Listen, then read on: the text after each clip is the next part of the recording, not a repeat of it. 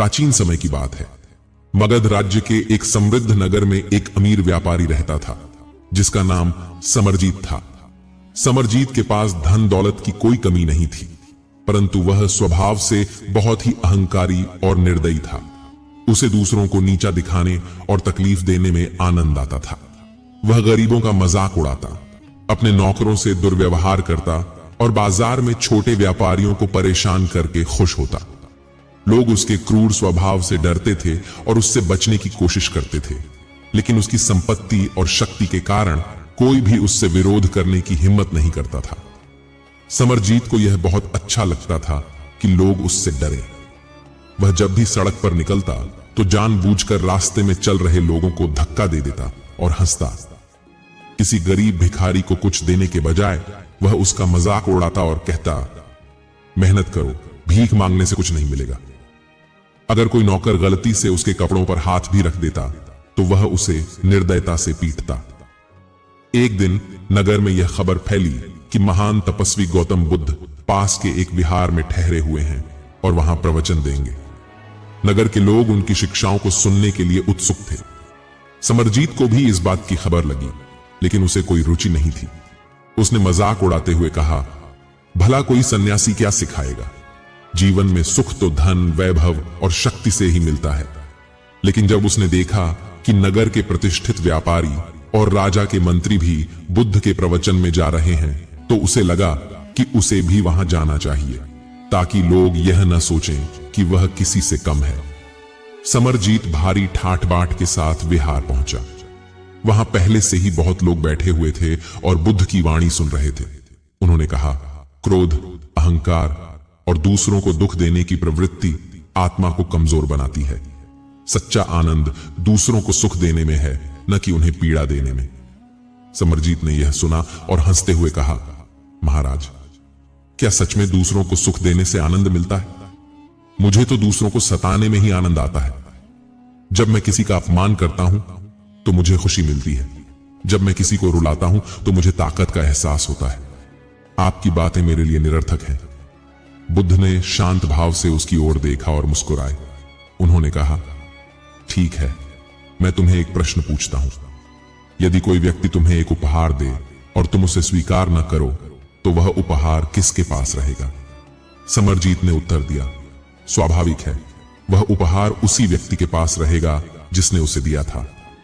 बुद्ध ने पुनः मुस्कुराते हुए कहा, ठीक वैसे ही, जब तुम किसी को क्रोध, अपमान और पीड़ा का उपहार देते हो और यदि वह उसे स्वीकार न करे तो वह तुम्हारे पास ही रहेगा।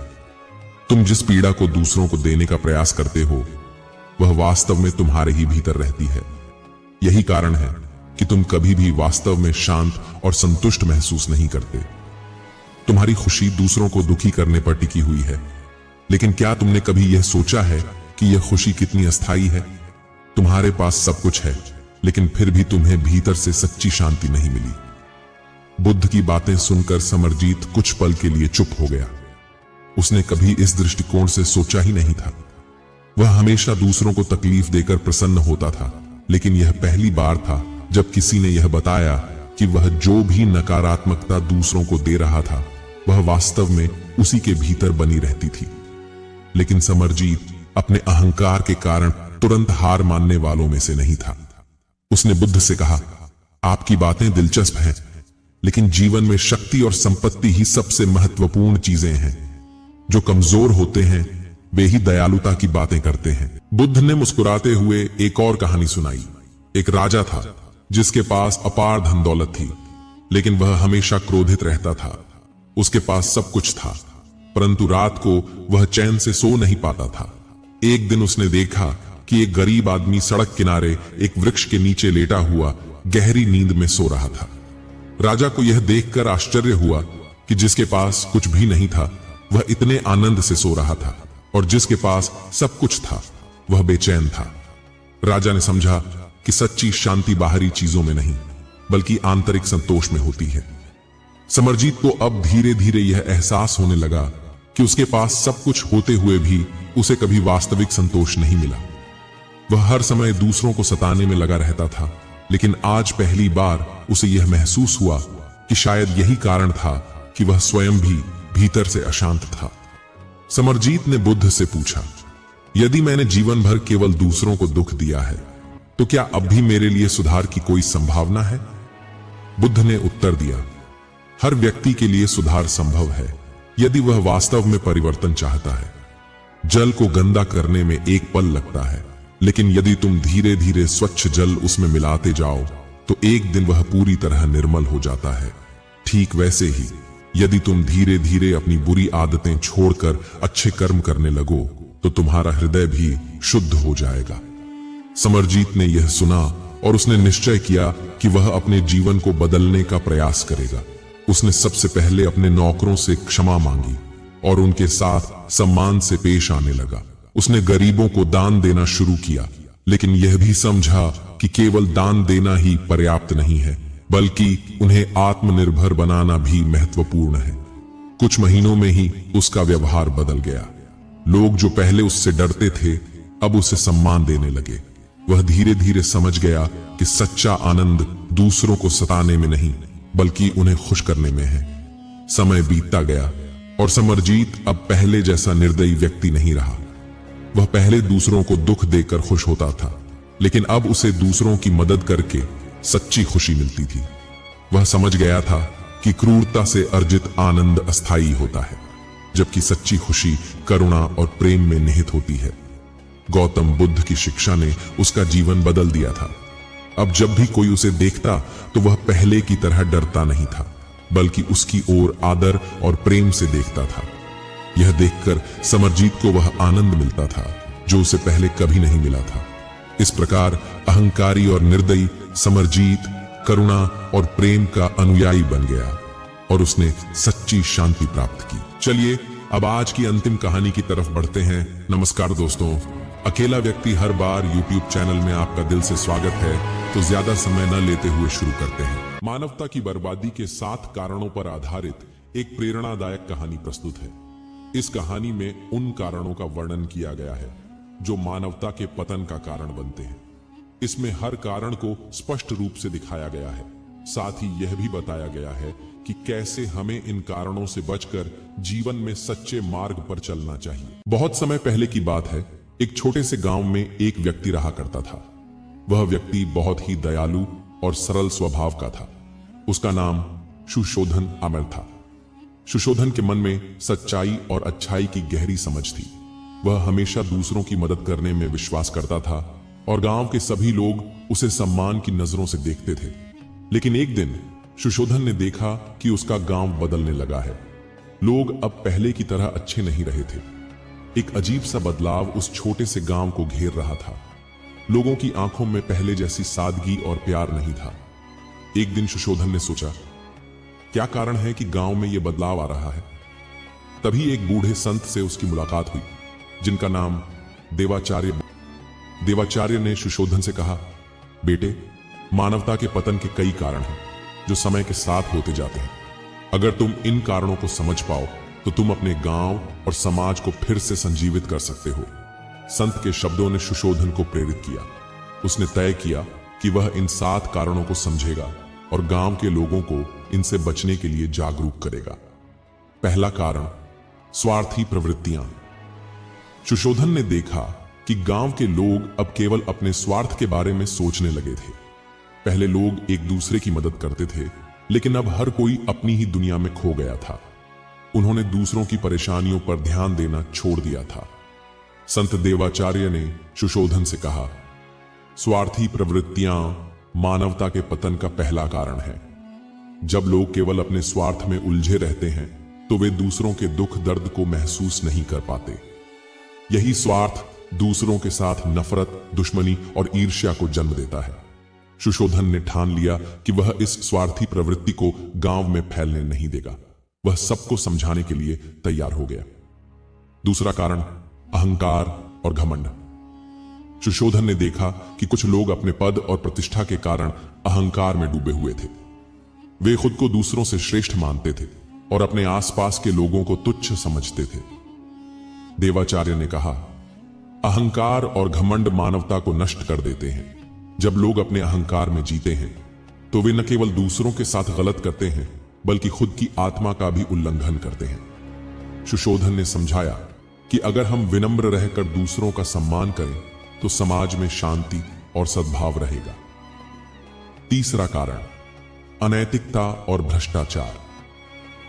गांव में अब कुछ लोग दूसरों से ज्यादा लाभ लेने के लिए अनैतिक तरीके अपना रहे थे। भ्रष्टाचार ने यहां अपनी जड़ें फैलानी शुरू कर दी थी। देवाचार्य ने कहा, जब लोग अपनी नैतिकता और ईमानदारी खो देते हैं तो वे समाज के लिए खतरा बन जाते हैं। भ्रष्टाचार से न केवल व्यक्तिगत जीवन प्रभावित होता है बल्कि समाज में विश्वास का भी ह्रास होता है। सुशोधन ने इस पर विचार किया और लोगों को समझाया कि अगर हम ईमानदारी से काम करेंगे तो समाज में हर कोई तरक्की करेगा। चौथा कारण, बुरी संगत। सुशोधन ने देखा कि कुछ लोग बुरी संगत में फंस गए थे। वे उन लोगों के साथ समय बिता रहे थे जो सिर्फ नशा करते थे और समाज के लिए कुछ भी अच्छा नहीं कर रहे थे। देवाचार्य ने कहा, बुरी संगत में रहने से लोग बुरे विचारों और आदतों से प्रभावित हो जाते हैं। यह समाज की बुराई का कारण बनता है। सुशोधन ने यह समझाया कि बुरी संगत से हमें हमेशा दूर रहना चाहिए और अच्छे लोगों के साथ संबंध बनाना चाहिए। पांचवां कारण, अहिंसा का त्याग। गांव में लोग अब ज्यादा हिंसक हो गए थे। छोटी छोटी बातों पर झगड़े और लड़ाई होने लगी थी। देवाचार्य ने कहा, अहिंसा का त्याग करना समाज के लिए बहुत ही खतरनाक होता है। जब लोग एक दूसरे पर हिंसा करते हैं तो समाज का वातावरण भय और आतंक से भर जाता है।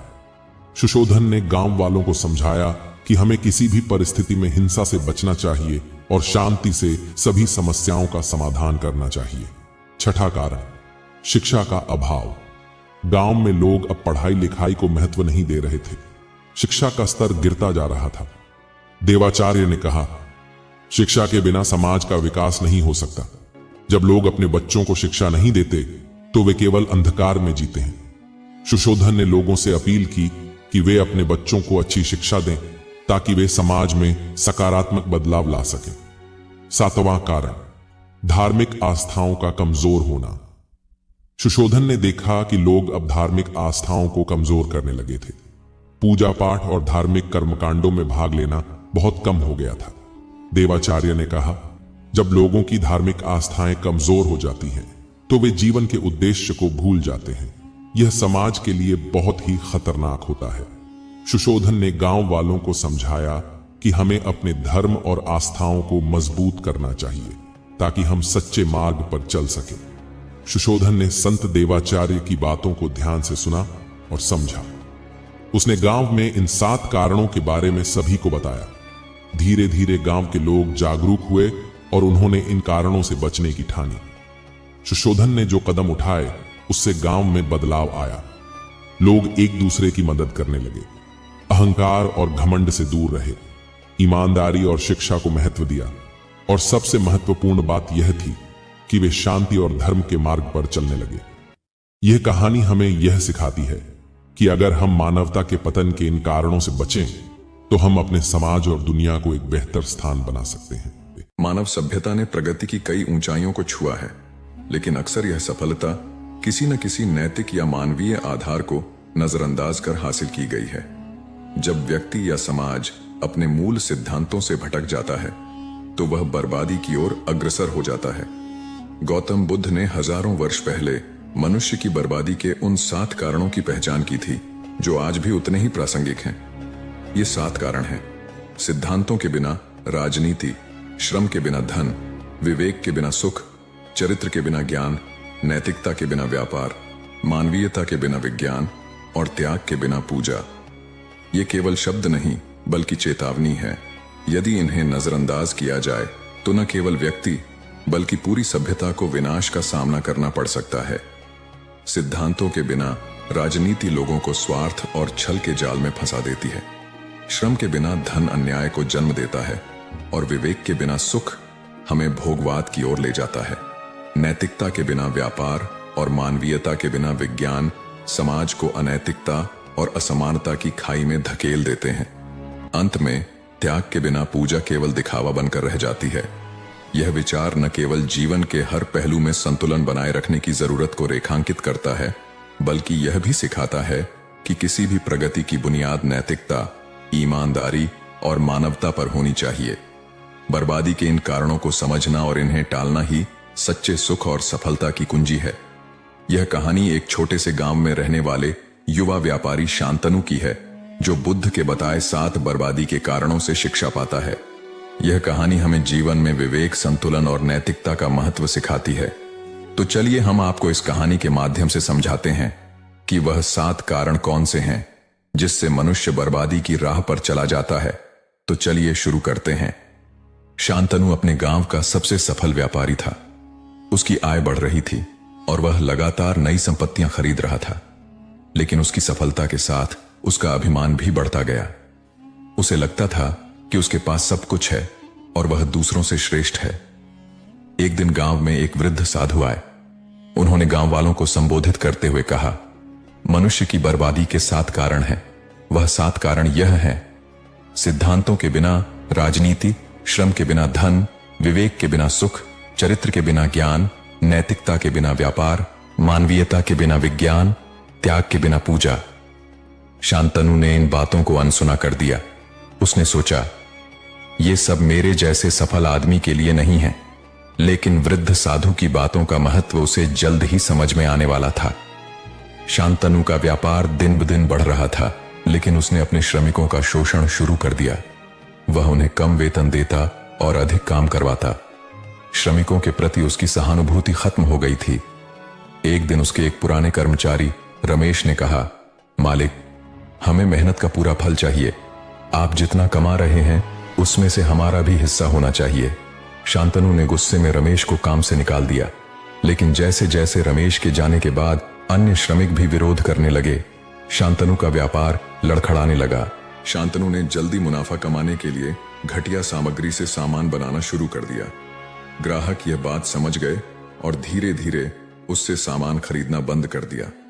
एक दिन गांव के एक बुजुर्ग ग्राहक ने कहा, शांतनु, व्यापार केवल लाभ कमाने का साधन नहीं है, यह विश्वास का आधार है। नैतिकता के बिना व्यापार तुम्हारी बर्बादी का कारण बनेगा। शांतनु ने उस बुजुर्ग की बात पर हंसते हुए कहा, मुझे व्यापार करना तुमसे बेहतर आता है। लेकिन कुछ ही महीनों में उसका व्यापार ठप हो गया। अपनी असफलता से परेशान होकर शांतनु ने शराब और जुए में खुद को डुबो दिया। वह हर दिन शराब पीता और अपना दुख भूलने की कोशिश करता, लेकिन यह सुख क्षणिक था। उसका विवेक उसे बार बार कचोटता था कि वह अपनी जिम्मेदारियों से भाग रहा है। एक दिन जब वह एक तंग सड़क पर शराब के नशे में लड़खड़ा रहा था, तो एक बच्चे ने कहा, अंकल, मेरी मां कहती है कि सच्चा सुख विवेक से आता है। अगर आप अच्छे काम करेंगे तो आपको खुशी मिलेगी।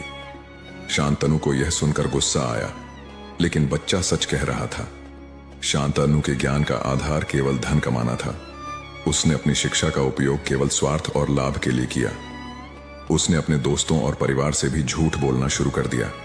उसका चरित्र गिरने लगा। एक दिन गांव का ही एक व्यक्ति, जिसने शांतनु को एक बड़ा कर्ज दिया था, उससे पैसा वापस मांगने आया। शांतनु ने झूठ बोलते हुए कहा कि उसके पास पैसे नहीं हैं, लेकिन वह व्यक्ति जानता था कि शांतनु झूठ बोल रहा है। उसने पूरे गांव में इस बात का प्रचार कर दिया। शांतनु की प्रतिष्ठा पूरी तरह बर्बाद हो गई। शांतनु ने अपने व्यापार को फिर से खड़ा करने के लिए नई तकनीकों का उपयोग किया। उसने मशीनों से उत्पादन बढ़ाया, लेकिन इससे कई मजदूर बेरोजगार हो गए। उसने इस बात की परवाह नहीं की कि इन मजदूरों के परिवारों का क्या होगा। मजदूरों के विरोध से परेशान होकर शांतनु ने कहा, मेरे व्यापार में विज्ञान का उपयोग मुझे आगे ले जाएगा। तुम्हारी बेरोजगारी मेरी समस्या नहीं है। लेकिन जब गांव वालों ने यह देखा कि शांतनु केवल अपनी भलाई के लिए काम कर रहा है, तो उन्होंने उसका बहिष्कार करना शुरू कर दिया। अपनी दुर्दशा से बचने के लिए शांतनु ने पूजा पाठ शुरू कर दिया। वह हर दिन मंदिर में जाकर भगवान से प्रार्थना करता, लेकिन उसके मन में कोई बदलाव नहीं आया। वह अपने कर्मों का त्याग करने को तैयार नहीं था। एक दिन वही वृद्ध साधु फिर से गांव आए। उन्होंने शांतनु को देखा और कहा, तुम पूजा कर रहे हो, लेकिन तुमने अपने अहंकार, लालच और पापों का त्याग नहीं किया। त्याग के बिना पूजा व्यर्थ है। शांतनु ने गुस्से में साधु से कहा, मुझे तुम्हारी सलाह की जरूरत नहीं है। धीरे धीरे शांतनु की संपत्ति खत्म हो गई। उसके मित्र, परिवार और ग्राहक सभी उससे दूर हो गए। एक दिन वह उसी सड़क पर बैठा हुआ था जहां से कभी वह रथ में बैठकर गर्व से गुजरता था। उसी समय वृद्ध साधु फिर से वहां से गुजर रहे थे। शांतनु ने रोते हुए उनसे कहा, मुझे माफ कर दीजिए, मैंने आपकी बातें नहीं मानी और आज मैं बर्बाद हो गया हूं। साधु ने मुस्कुराते हुए कहा, हर बर्बादी के पीछे कारण होता है और हर कारण को सुधारने का उपाय भी।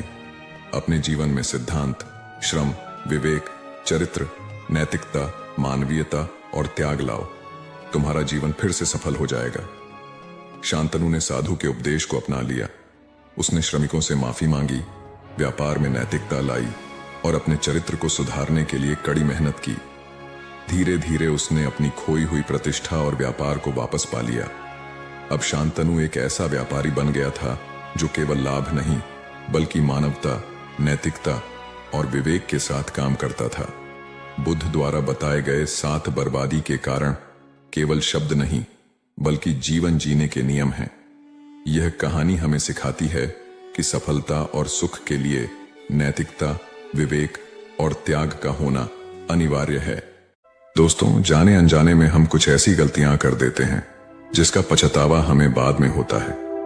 हमें जब अपनी गलती का एहसास होता है तब बहुत देर हो जाती है, तब तक हम बर्बाद हो चुके होते हैं। तो आखिर वो जीवन में कौन कौन सी गलतियां हैं जिसके बारे में हमें पता नहीं है, जो हमें बर्बाद कर रही है? आइए आज इस कहानी में यही बात करते हैं कि इंसान की कौन कौन सी गलतियां हैं जो उन्हें बर्बाद कर देती है। अपनी बर्बादी के कारण अगर हम पता कर लें तो हमारा जीवन सुखमय बन सकता है। बहुत समय पहले की बात है, एक नगर में एक धनी सेठ रहा करता था। उस सेठ के पास सभी तरह की सुख सुविधाएं थीं, लेकिन उसकी कोई संतान नहीं थी। संतान के दुख में वह हमेशा चिंतित रहता था। फिर एक दिन उसे पता चलता है कि उसकी पत्नी गर्भवती है। वह बहुत प्रसन्न हो जाता है। फिर उसने अपनी पत्नी का खूब ख्याल रखा। ऐसे में एक दिन उसके घर पर एक पुत्र का जन्म होता है। सेठ पुत्र के जन्म पर बहुत ही प्रसन्न था। उसने पूरे नगर में मिठाई बंटवाई और उसकी खुशी का कोई ठिकाना न था। देखते ही देखते उसका पुत्र बड़ा हो गया और सेठ ने अपने पुत्र को गुरुकुल भेजने का निर्णय किया ताकि वो पढ़ लिख कर एक विद्वान बन सके। अभी उसके पुत्र की उम्र ज्यादा नहीं हुई थी, लेकिन उसने छोटी ही उम्र में अपने पुत्र को गुरुकुल भेज दिया। गुरुकुल में वो बालक अच्छे से शिक्षा ग्रहण करता, अपने गुरु की सभी आज्ञाओं का पालन करता। ऐसे में वह बालक वहां का सबसे होनहार विद्यार्थी बन गया। गुरुकुल में उस बालक ने सारे वेद, पुराण और शास्त्रों का अध्ययन किया और बहुत बड़ा विद्वान बन गया। गुरु भी उस बालक से बहुत ही प्रसन्न थे कि उसने छोटी सी ही उम्र में सारा ज्ञान अर्जित कर लिया। लेकिन वो कहते हैं, न समय कब बदल जाए किसी को पता नहीं रहता है। ऐसे ही एक दिन किसी प्राकृतिक आपदा की वजह से उसके माता पिता की मृत्यु हो गई, और जब उसके माता पिता की मृत्यु हुई तब तक उस बालक की शिक्षा पूर्ण नहीं हुई थी। और जब उस बालक ने इस खबर को सुना कि उसके माता पिता इस दुनिया में नहीं रहे और उनका सब कुछ बर्बाद हो चुका है, तो उस बालक का इस सांसारिक मोह माया से मन उठ गया। उसके बाद उस बालक ने निश्चय किया कि वो गुरुकुल से शिक्षा पूर्ण करने के बाद अपना संपूर्ण जीवन लोगों की भलाई में व्यतीत कर देगा। और जब उस बालक की शिक्षा पूर्ण हो गई, उसके बाद वो बालक सन्यासी बन गया और वह सांसारिक वस्तुओं से दूर हिमालय की जंगल में चला गया। वन में जाकर उसने लंबे समय तक तपस्या की। तपस्या पूर्ण करने के बाद उस सन्यासी ने लोगों को शिक्षा देना प्रारंभ कर दिया। समय के साथ साथ उस सन्यासी की चर्चा चारों तरफ होने लगी और दूर दूर से लोग उसके पास शिक्षा ग्रहण करने आने लगे। और बहुत से लोग उसके पास अपनी समस्याओं का समाधान खोजने के लिए भी आने लगे। सन्यासी सभी लोगों की समस्याएं बड़ी आसानी से सुलझा देता, जिस वजह से वो पूरे राज्य में मशहूर हो गया था। लेकिन जिस नगर में वो रहता था, उस नगर का राजा एक क्रूर व्यक्ति था। जब राजा को उस सन्यासी के बारे में पता चला तो उस राजा ने उससे मिलने का निश्चय किया। अगली सुबह राजा अपने महल से निकलकर उस सन्यासी से मिलने के लिए निकल गया और फिर सन्यासी के कुटिया के बाहर पहुंच गया। वहां पहुंचकर जब राजा ने उस सन्यासी को देखा, तब राजा उस सन्यासी को देखता ही रह गया। उसके चेहरे पर एक अलग ही तेज था। जब वो उस सन्यासी के पास पहुंचा, तब राजा को अपार शांति का अनुभव हुआ। उस राजा ने सन्यासी को प्रणाम किया और उनके पास ही बैठ गया और उनसे वार्तालाप करने लगा। वो राजा पहली ही मुलाकात में उस सन्यासी के व्यक्तित्व से इतना प्रभावित हुआ कि उसने उसी समय से अच्छाई की राह पर चलने की ठान ली और मन ही मन सोचने लगा कि इतनी छोटी सी मुलाकात में यह सन्यासी मुझे इतना बदल सकता है, तो अगर यह हमेशा मेरे साथ ही रहने लगे तो मेरी तो जिंदगी ही बदल जाएगी। और यही सोचकर राजा सन्यासी से महल चलने का आग्रह करने लगा। राजा का आग्रह सुनकर सन्यासी मना नहीं कर पाया और वह राजमहल चलने को तैयार हो गए। फिर राजा सन्यासी को लेकर राजमहल की ओर चल दिया। राजमहल पहुंचने पर राजा ने सन्यासी का खूब आदर सत्कार किया और उसके बाद राजा ने सन्यासी को एक सही कमरे में भोजन करवाया। भोजन के बाद सन्यासी ने राजा को धन्यवाद कहा और राजा से जाने की अनुमति मांगी। यह सुनकर राजा ने कहा कि आप हमारे बगीचे में जब तक चाहे रह सकते हैं। आपको यहाँ पर किसी भी प्रकार की असुविधा नहीं होगी और आप यहाँ रहेंगे तो हमारे प्रजा को भी अच्छा लगेगा और हमें भी अच्छा लगेगा। यह सुनकर सन्यासी ने राजा का प्रस्ताव स्वीकार कर लिया। उसके बाद राजा ने सेवकों से कहा कि सन्यासी महाराज के लिए बगीचे में रहने का, खाने का, वस्त्र इत्यादि का प्रबंध किया जाए। राजा की आज्ञा के अनुसार सेवकों ने एक सुंदर कुटिया का निर्माण कर दिया। उसके बाद वह सन्यासी उसी कुटिया में रहने लगे। सन्यासी को उस कुटिया में रहते रहते कई साल बीत गए और इस दौरान राजा ने उनकी खूब सेवा की। एक बार एक आवश्यक काम की वजह से राजा और रानी को किसी दूसरे राज्य में जाना पड़ा, इसलिए उन्होंने एक सेवादार को सन्यासी की सेवा में नियुक्त कर दिया। पर वो सेवादार राजा के जाने के बाद बीमार पड़ गया और अपने घर चला गया और कभी लौटकर वापस नहीं आया। ऐसे में राजा जब वापस आया तो सन्यासी क्रोध के मारे उस राजा को बहुत कुछ सुनाया और राजा से कहा कि हे राजन, जो जिम्मेदारी तुम पूरा नहीं कर सकते तो उसे उठाते ही क्यों हो। तब राजा ने सन्यासी से क्षमा मांगते हुए कहा, हे गुरुदेव, यदि मुझसे कोई भूल हो गई हो तो उसके लिए मैं आपसे क्षमा मांगता हूं। मुझे क्षमा कर दीजिए और आप अपना क्रोध शांत कीजिए और कृपा करके बताइए कि आपको क्या कष्ट हुआ है। यह सुनकर उस सन्यासी ने कहा कि तुम्हारे जाने के बाद मुझे यहां पर किसी ने भोजन नहीं दिया और मैं बहुत दिनों तक भूखा ही रहा। मुझे यहां पर आकर किसी ने पूछा तक नहीं कि मैं किस हाल में हूं। यह सुनकर राजा ने सन्यासी से फिर से क्षमा मांगे और कहा, हे गुरुदेव, आज के बाद ऐसी कोई गलती नहीं होगी। और इसके बाद मामला शांत हो गया। जब राजा और सन्यासी के बीच वार्तालाप हो रही थी तब रानी भी ये सारी बातें चुपके से सुन रही थी और सब कुछ देख रही थी। उसके बाद राजा ने उस सन्यासी को कोई भी शिकायत का मौका नहीं दिया और उसकी खूब सेवा की। परंतु कुछ दिनों बाद राजा को फिर किसी आवश्यक कार्य से अपने राज्य से बाहर जाना पड़ा। लेकिन इस बार राजा ने राज्य से बाहर जाने से पहले अपने रानी को कहा कि जब तक मैं नहीं आऊं तब तक आप स्वयं सन्यासी की देखभाल करोगी। यह सुनकर रानी ने कहा कि जी महाराज, आप निश्चिंत होकर जाइए, मैं सन्यासी महाराज की अच्छे से सेवा करूंगी। उसके बाद रानी हर रोज भोजन बनाकर सन्यासी को भेज देती थी।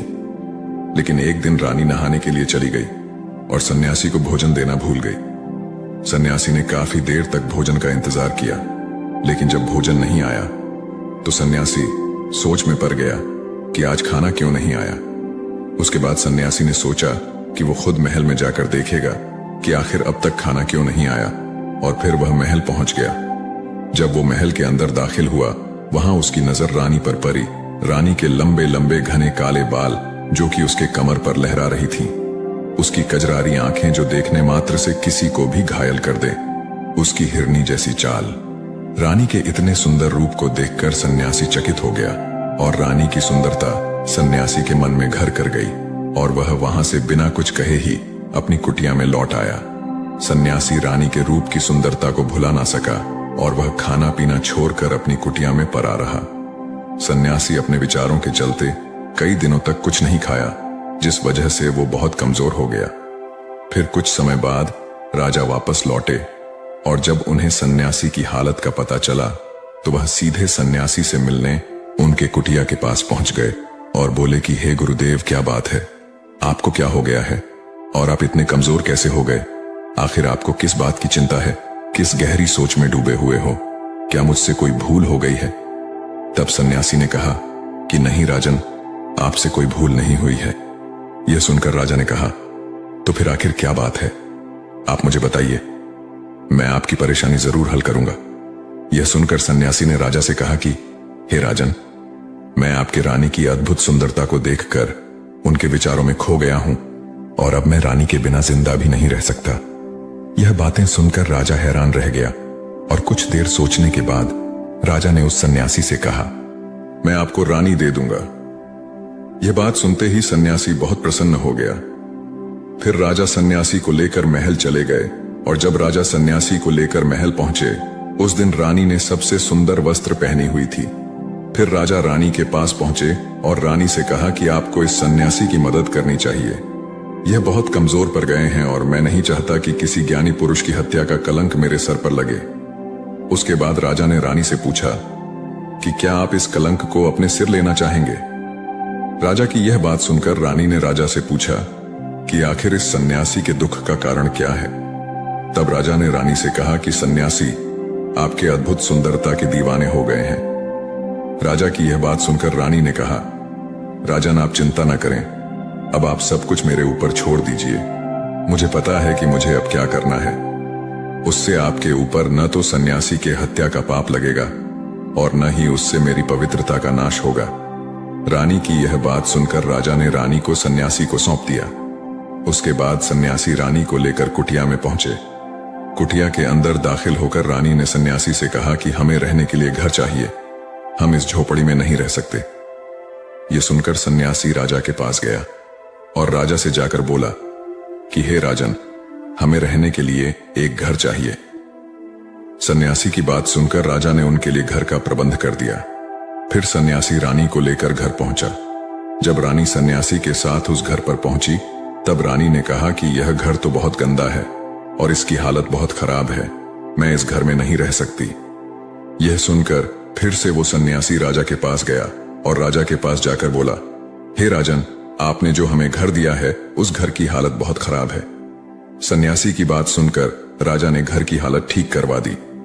उसके बाद फिर रानी घर के अंदर गई और नहा धोकर बिस्तर पर आ गई। फिर सन्यासी भी बिस्तर पर आ गया।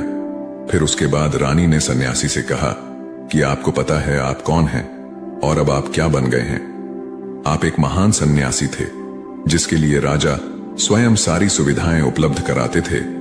ऐसा सन्यासी जिसके पास लोग दूर दूर से ज्ञान ग्रहण करने के लिए आते थे, जो लोगों को सत्य की राह दिखाया करते थे, जो लोगों की समस्याओं का समाधान करते थे, जिनको सभी लोग सर्वश्रेष्ठ गुरु मानने लगे थे, जिनकी लोग भगवान के रूप में भी पूजा किया करते थे। और आज आप अपने वासना के कारण मेरे गुलाम बन गए हैं। रानी की ये सारी बातें सुनकर उस सन्यासी को बड़ा झटका लगा और उसे महसूस हुआ कि वो तो एक सन्यासी है और वो ये सब क्या कर रहा है। वो तो इन सारी सुख सुविधाओं को छोड़कर शांति की तलाश में वन में चला गया था। जब सन्यासी को सुध-बुध आई तो वो जोर जोर से रोने लगा और चिल्लाने लगा और रानी से कहने लगा, मुझे क्षमा कीजिए महारानी, मैं ये क्या करने जा रहा था। मैं अभी इसी वक्त आपको राजा के पास सौंप कर आता हूं। सन्यासी की यह बात सुनकर रानी ने सन्यासी से प्रश्न किया कि हे गुरुदेव, मेरे मन में भी एक प्रश्न उठ रहा है, कृपया मेरे प्रश्न का उत्तर दीजिए। रानी की यह बात सुनकर सन्यासी ने कहा, पूछो, तुम्हारा क्या प्रश्न है। फिर रानी ने कहा, जब आपको उस दिन भोजन नहीं मिला तो आप बहुत क्रोधित हो गए थे। तब मैंने आपका यह रूप पहली बार देखा था और तभी से मैं आपके व्यवहार में परिवर्तन महसूस कर रही हूं। ऐसा क्यों हुआ गुरुदेव? आखिर आपको इतना क्रोध क्यों आया? आपने तो शांति की प्राप्ति कर ली थी। रानी की बातें सुनकर सन्यासी ने कहा कि जब मैं वन में था तो मुझे समय पर भोजन नहीं मिलता था, लेकिन जब मैं महल में आया तो महल में आने के बाद मुझे सारी सुख सुविधाएं प्राप्त हुई और फिर मैं इन सभी सुख सुविधाओं के आदी हो गया और मुझे इसके प्रति लगाव उत्पन्न हो गया और फिर मुझे इसको पाने का लालच उत्पन्न हो गया और जब मुझे यह नहीं मिला तो मेरे अंदर क्रोध उत्पन्न हो गया। फिर सन्यासी ने कहा, महारानी, अगर इच्छा पूरी ना हो तो क्रोध उत्पन्न होता है और अगर इच्छा पूरी हो जाए तो लालच बढ़ जाता है। सन्यासी ने आगे कहा, यह इच्छा की पूर्ति ही मुझे वासना के द्वार पर ले आई है और मैं आपके प्रति आकर्षित हो गया। इसके बाद वो सन्यासी रानी को लेकर राजा के पास पहुंचा और बोला, हे राजन, मुझे क्षमा कर दीजिए, मुझे अपनी गलती का एहसास हो गया है। ये लो आपकी रानी, मुझे यह सब नहीं चाहिए। मैं अपनी इच्छा में वशीभूत होकर यह गलत कार्य करने जा रहा था और अपने जीवन को बर्बाद कर रहा था, लेकिन अब मुझे सब कुछ समझ आ गया है। उसके बाद उस सन्यासी ने कहा कि हे राजन, मनुष्य की बर्बादी का कारण उसकी 4 आदतें बनती है और दुनिया के हर एक व्यक्ति के अंदर ये 4 अवगुण होते हैं, लेकिन जो व्यक्ति इन पर नियंत्रण पा लेता है वह दुख और परेशानियों से बच जाता है, और वहीं जो व्यक्ति इन 4 दोषों पर नियंत्रण नहीं कर पाता है वो बर्बाद होने के कगार पर पहुंच जाता है। यह सुनकर राजा ने कहा, हे गुरुदेव, आप मुझे वह 4 आदतें बताइए जिससे मनुष्य की बर्बादी हो जाती है।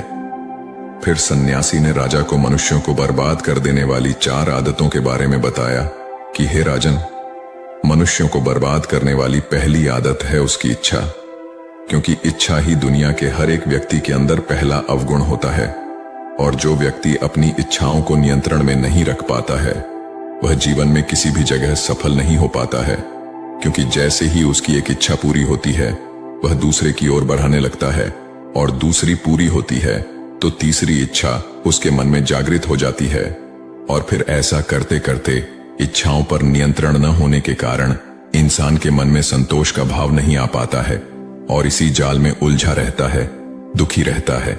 इसीलिए राजन, जब हम अपनी इच्छाओं पर नियंत्रण पा लेते हैं तो हम हमारे मन पर भी नियंत्रण कर लेते हैं, और जब हमारा मन हमारे वश में होता है तो हमें सुख ही सुख की प्राप्ति होती है। फिर जो हम चाहते हैं वही हमारे साथ होता है। फिर सन्यासी कहता है कि हे राजन, मनुष्य को बर्बाद करने वाली दूसरी आदत है वासना।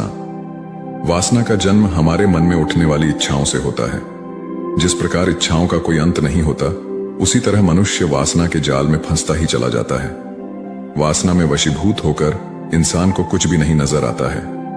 आज तक जितनी भी लड़ाइयां हुई हैं, उसका सबसे बड़ा कारण स्त्री को पाने की इच्छा के कारण ही हुई है।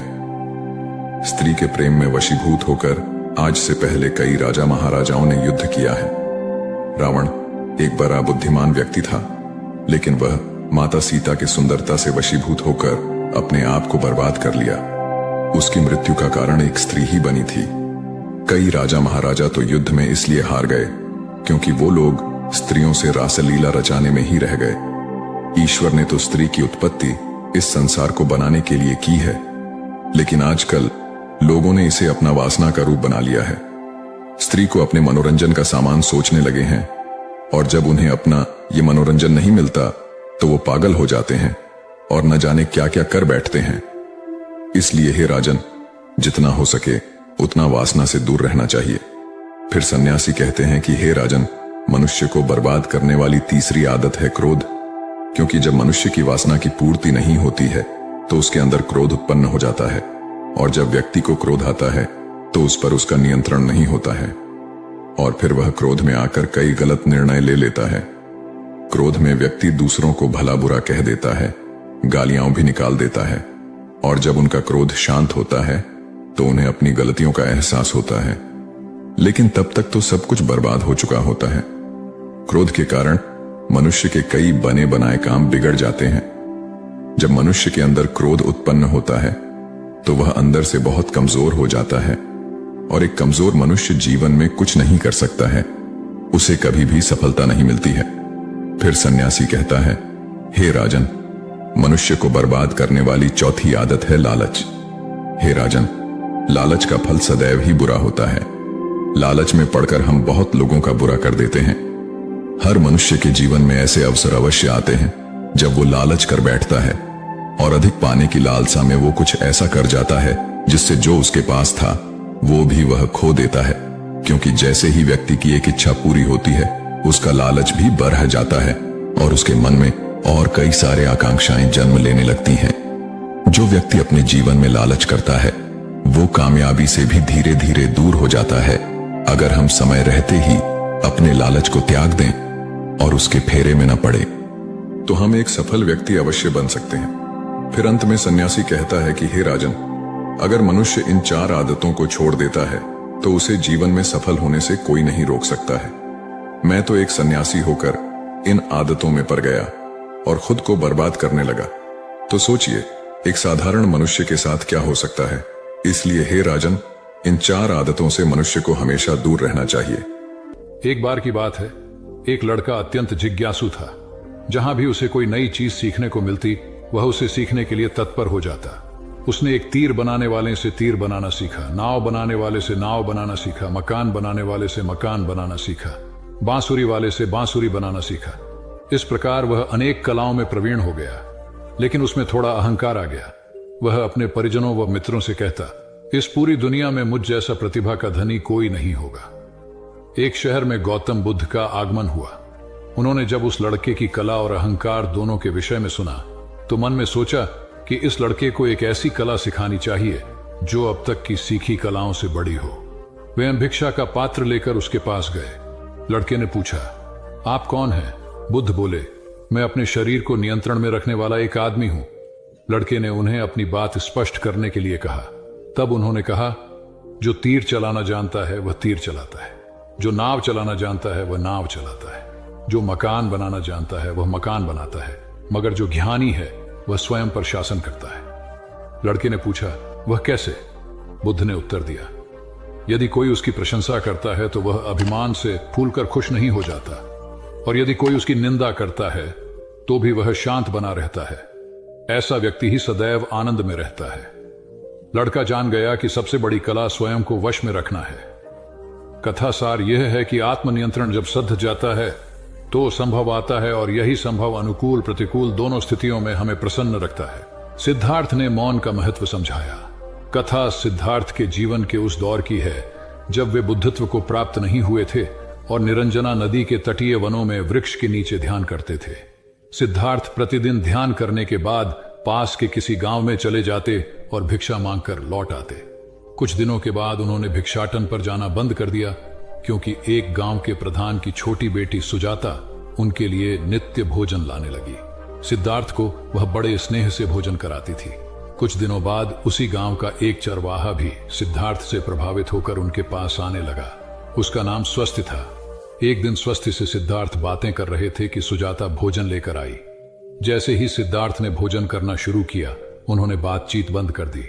जितनी देर तक वे भोजन करते रहे बिल्कुल चुप रहे और वहां सन्नाटा छाया रहा। स्वस्थ को हैरानी हुई। उसने सिद्धार्थ के भोजन करने के उपरांत उनसे पूछा, गुरुदेव, आप मेरे आने के बाद निरंतर वार्तालाप करते रहे, किंतु भोजन के समय एक शब्द भी नहीं बोले। इसका क्या कारण है? सिद्धार्थ बोले, भोजन का निर्माण बड़ी कठिनाई से होता है। किसान पहले बीज बोता है, फिर पौधों की रखवाली करता है और तब कहीं जाकर अनाज पैदा होता है। फिर घर की महिलाएं उसे बड़े जतन से खाने योग्य बनाती हैं। इतनी कठिनाई से तैयार भोजन का पूरा आनंद तभी संभव है जब हम पूर्णतः मौन हों। भोजन के दौरान मैं मौन रहकर उसका पूरा स्वाद लेता हूं। वस्तुतः शांति से किया गया भोजन न केवल शारीरिक भूख को तृप्त करता है, बल्कि मानसिक आनंद और सात्विक ऊर्जा भी देता है। बुद्ध ने संयम रखना सिखाया। बुद्ध के पास उनका एक शिष्य आया और बौखलाए स्वर में बोला, जमींदार राम सिंह ने मेरा अपमान किया है, आप सभी चले, उसे सबक सिखाना होगा। बुद्ध बोले, प्रिय वर, सच्चे बौद्ध का अपमान करने की शक्ति किसी में नहीं होती। तुम इस बात को भुला दो। जब प्रसंग भुला दोगे तो अपमान कहां बचा रहेगा। शिष्य ने कहा, उसने आपके प्रति भी अपशब्दों का प्रयोग किया था। आप चलिए तो सही। आपको देखते ही वह शर्मिंदा हो जाएगा और क्षमा मांग लेगा। इससे मैं संतुष्ट हो जाऊंगा। बुद्ध कुछ विचार कर बोले, अच्छा, यदि ऐसी बात है तो मैं अवश्य ही राम जी के पास चलकर उसे समझाने का प्रयास करूंगा। शिष्य ने आतुर होकर कहा, चलिए, नहीं तो रात हो जाएगी। बुद्ध ने कहा, रात आएगी तो क्या, रात के पश्चात दिन भी तो आएगा। यदि तुम वहां चलना आवश्यक ही समझते हो तो मुझे कल याद दिलाना, कल चलेंगे। दूसरे दिन बात आई गई हो गई। शिष्य अपने काम में लग गया और बुद्ध अपनी साधना में लीन हो गए। दोपहर होने पर बुद्ध ने शिष्य से पूछा, आज राम जी के पास चलना है? शिष्य ने कहा, नहीं, मैंने जब घटना पर फिर से विचार किया तो मुझे इस बात का आभास हुआ कि भूल मेरी ही थी। अब राम जी के पास चलने की कोई जरूरत नहीं है। बुद्ध ने मुस्कुराकर कहा, अगर हम तुरंत प्रतिक्रिया देने से बचें तो हमारे भीतर की कटुता समाप्त हो जाती है। शिष्य बुद्ध का आशय समझ उनके प्रति नतमस्तक हो गया। ध्यान और सावधानी का रहस्य। महात्मा गौतम बुद्ध के श्रावस्ती में प्रवचन चल रहे थे। प्रवचन में नित्य ही बड़ी संख्या में लोग आते और विविध महत्वपूर्ण व गंभीर विषयों पर बुद्ध से ज्ञान ग्रहण करते। बुद्ध का शिष्य वर्ग भी काफी विशाल था जो प्रवचन स्थल की व्यवस्था संभालता और बुद्ध की सेवा में सदैव तत्पर रहता। एक बार रात के समय महात्मा बुद्ध प्रवचन दे रहे थे। सदैव की भांति काफी लोग उनके प्रवचन सुन रहे थे। एक व्यक्ति जो बुद्ध के ठीक सामने बैठा था बार बार नींद के झोंके ले रहा था। बुद्ध थोड़ी देर तक तो प्रवचन देते रहे, फिर उससे बोले, वत्स, सो रहे हो? उस व्यक्ति ने हड़बड़ाकर कहा, नहीं महात्मा। बुद्ध ने पुनः प्रवचन प्रारंभ किए। वह व्यक्ति फिर ऊँघने लगा। महात्मा ने फिर वही प्रश्न दोहराया और उसने फिर अचकचाकर नहीं महात्मा कहा। ऐसा लगभग 8-10 बार हो गया। कुछ देर बाद बुद्ध ने उससे पूछा, वत्स, जीवित हो? हर बार की तरह इस बार भी उसने कहा, नहीं महात्मा। यह सुनकर उपस्थित श्रोताओं में हंसी की लहर दौड़ गई और वह व्यक्ति पूर्णतः चैतन्य हो गया। तब बुद्ध गंभीर होकर बोले, वत्स, निद्रा में तुम्हारे मुख से सही उत्तर मिल ही गया। जो निद्रा में है वह मृतक समान ही है। महात्मा बुद्ध का संकेत था कि गुरु से ज्ञान ग्रहण करते वक्त सजगता अत्यंत आवश्यक है। गाफिल रहने की स्थिति में ज्ञान की प्राप्ति पूर्ण नहीं होती और अधकचरा ज्ञान सदैव खतरनाक साबित होता है। एक क्रोधी ने बौद्ध धर्म अपनाया। बौद्ध भिक्षु बोधि धर्म भ्रमण करते हुए एक गांव में पहुंचे। लोग उनका बहुत आदर करते थे। बोधि धर्म व उनके शिष्यों का ग्रामीणों ने हार्दिक सत्कार किया और फिर उनके पवित्र वचनों को सुनने के लिए उनके आसपास एकत्रित हो गए। बोधि धर्म लोगों को धर्म और आचरण विषयक अच्छी बातें सरल भाषा में समझाने लगे। तभी वहां एक व्यक्ति आया और बोधि धर्म को अपशब्द कहने लगा। उपस्थित जनसमूह ने उसे रोकने का बहुत प्रयास किया, किंतु वह नहीं माना तथा अनवरत बोधि धर्म को बुरा भला कहता रहा। लोगों ने कहा कि महाराज, यह व्यक्ति कितना उद्दंड है, निरर्थक ही आपको अपशब्द कह रहा है। बोधि धर्म उस व्यक्ति के इस आचरण पर कदापि क्रोधित नहीं हुए और लोगों से बोले कि यह भविष्य में मेरा सबसे बड़ा भक्त बनने वाला है। लोगों ने पूछा कि कैसे? बोधि धर्म ने उत्तर दिया, कोई कुम्हार के यहां घड़ा लेने जाता है तो घड़े को बजाकर देखा जाता है कि वह फूटा हुआ तो नहीं है।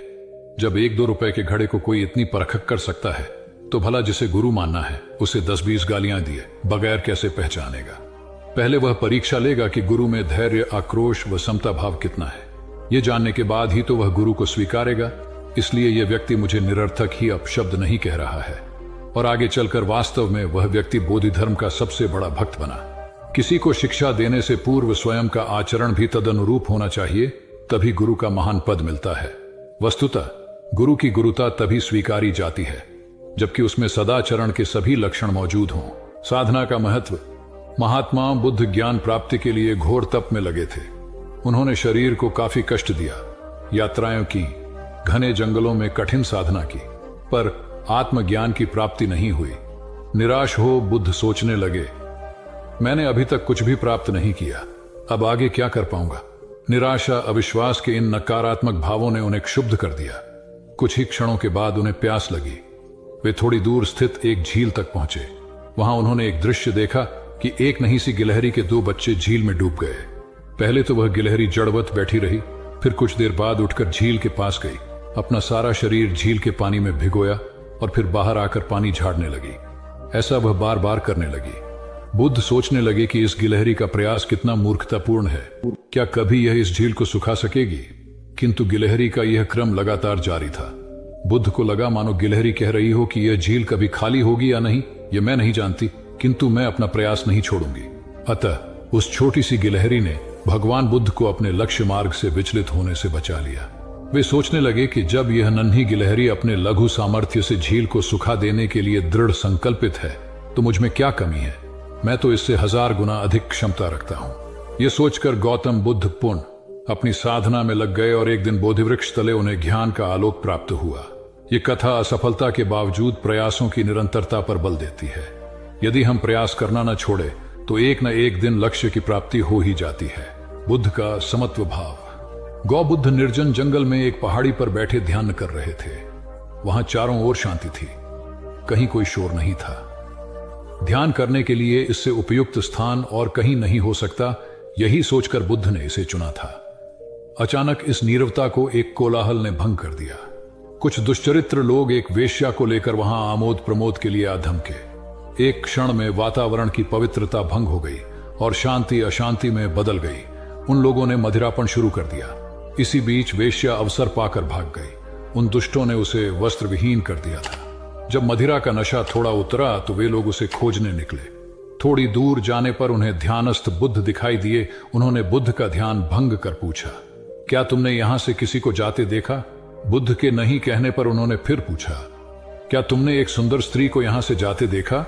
बुद्ध द्वारा इनकार करने पर उन्होंने निर्लज्जता से पूछा, क्या यहां से एक निर्वस्त्र स्त्री को भाग कर जाते देखा? बुद्ध ने शांत भाव से उत्तर दिया, यहां से कोई गया जरूर था, किंतु वह स्त्री थी या पुरुष, मेरे लिए यह पहचान करना असंभव है। जब तुम्हारा मन भी वासना विहीन हो जाएगा तो वह भी स्त्री पुरुष या वस्त्रधारी निर्वस्त्रधारी का भेद करना भूल जाएगा। सभी दुष्ट अपनी भूल जान लज्जित होकर वहां से चले गए। सार यह है कि साधुता विकार रहित और निरपेक्ष दृष्टि से देखती है। वहां प्राणी मात्र में किसी प्रकार के भेद के लिए कोई स्थान नहीं होता। आत्मा साक्षात्कार आवश्यक है। जीवन में एक अज्ञात भय ऐसा है जो ज्ञात भी है परंतु है सबसे बड़ा, और वह है मृत्यु का भय। उम्र, मौत और जिंदगी, इन तीनों के मामले में संसारी और साधु का फर्क देखें तो भय मुक्त हुआ जा सकता है। संत कितना जिए यह महत्वपूर्ण नहीं होता, कैसे जिए यह उपयोगी होता है। देह त्यागने के पूर्व बुद्ध ने जो अंतिम वाक्य कहे थे उसे समझा जाना चाहिए। हंद दानी भिक्खवे आमंत्रयामि वह धमासनरवारा अपमादीन संपादे था इति, अर्थात हर वस्तु नाशवान है। जीवन का संपादन अप्रमाद के साथ करो।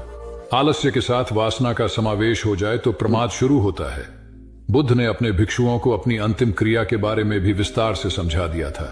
मौत को उन्होंने उत्सव बनाया। भौतिकता की आंधी में आज हम इतने भयभीत हैं कि सांप को तो मार देते हैं और रस्सी से डर जाते हैं। हमारी मौत अवसाद तथा संतों की मृत्यु उपदेश हो जाती है।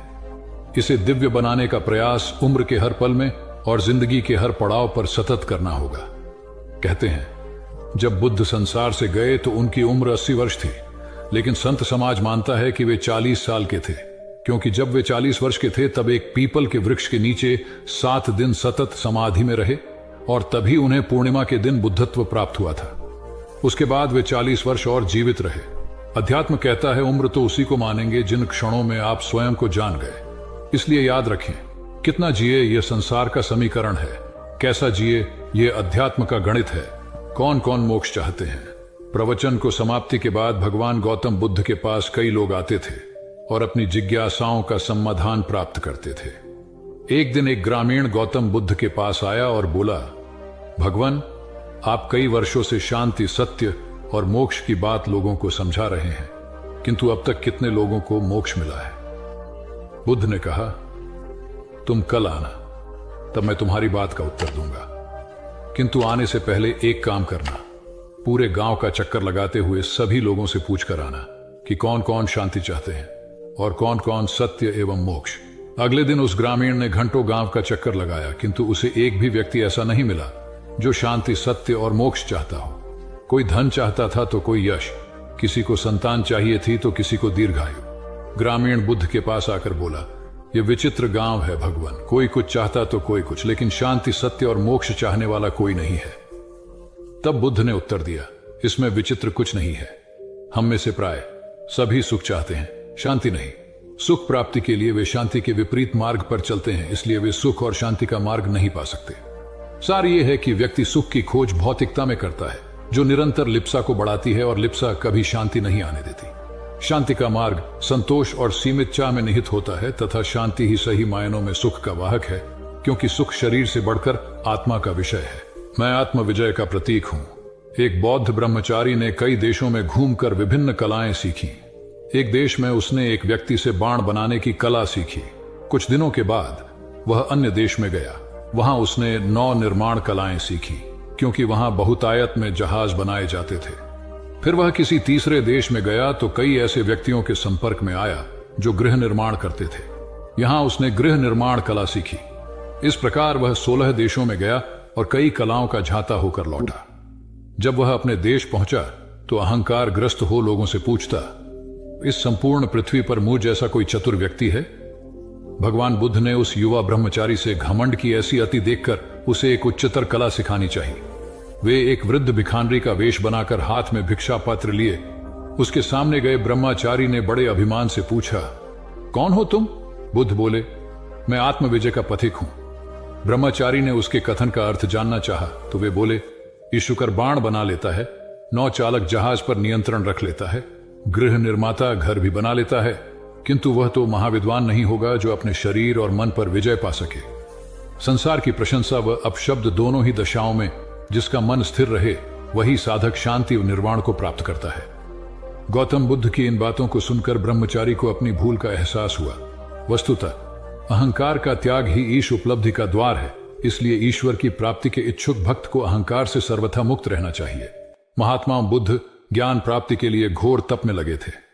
उन्होंने शरीर को काफी कष्ट दिया, यात्राएं की, घने जंगलों में कठिन साधना की, पर आत्मज्ञान की प्राप्ति नहीं हुई। निराश हो बुद्ध सोचने लगे, मैंने अभी तक कुछ भी प्राप्त नहीं किया, अब आगे क्या कर पाऊंगा। निराशा, अविश्वास के इन नकारात्मक भावों ने उन्हें क्षुब्ध कर दिया।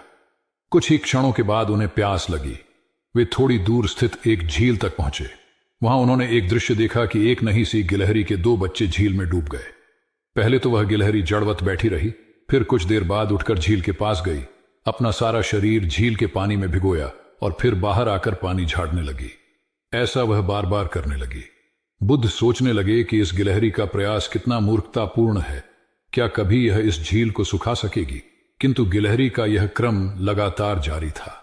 बुद्ध को लगा मानो गिलहरी कह रही हो कि यह झील कभी खाली होगी या नहीं, यह मैं नहीं जानती, किंतु मैं अपना प्रयास नहीं छोड़ूंगी। अतः उस छोटी सी गिलहरी ने भगवान बुद्ध को अपने लक्ष्य मार्ग से विचलित होने से बचा लिया। वे सोचने लगे कि जब यह नन्ही गिलहरी अपने लघु सामर्थ्य से झील को सुखा देने के लिए दृढ़ संकल्पित है तो मुझ में क्या कमी है, मैं तो इससे 1000 गुना अधिक क्षमता रखता हूं। यह सोचकर गौतम बुद्ध पुनः अपनी साधना में लग गए और एक दिन बोधिवृक्ष तले उन्हें ज्ञान का आलोक प्राप्त हुआ। यह कथा असफलता के बावजूद प्रयासों की निरंतरता पर बल देती है। यदि हम प्रयास करना न छोड़े तो एक न एक दिन लक्ष्य की प्राप्ति हो ही जाती है।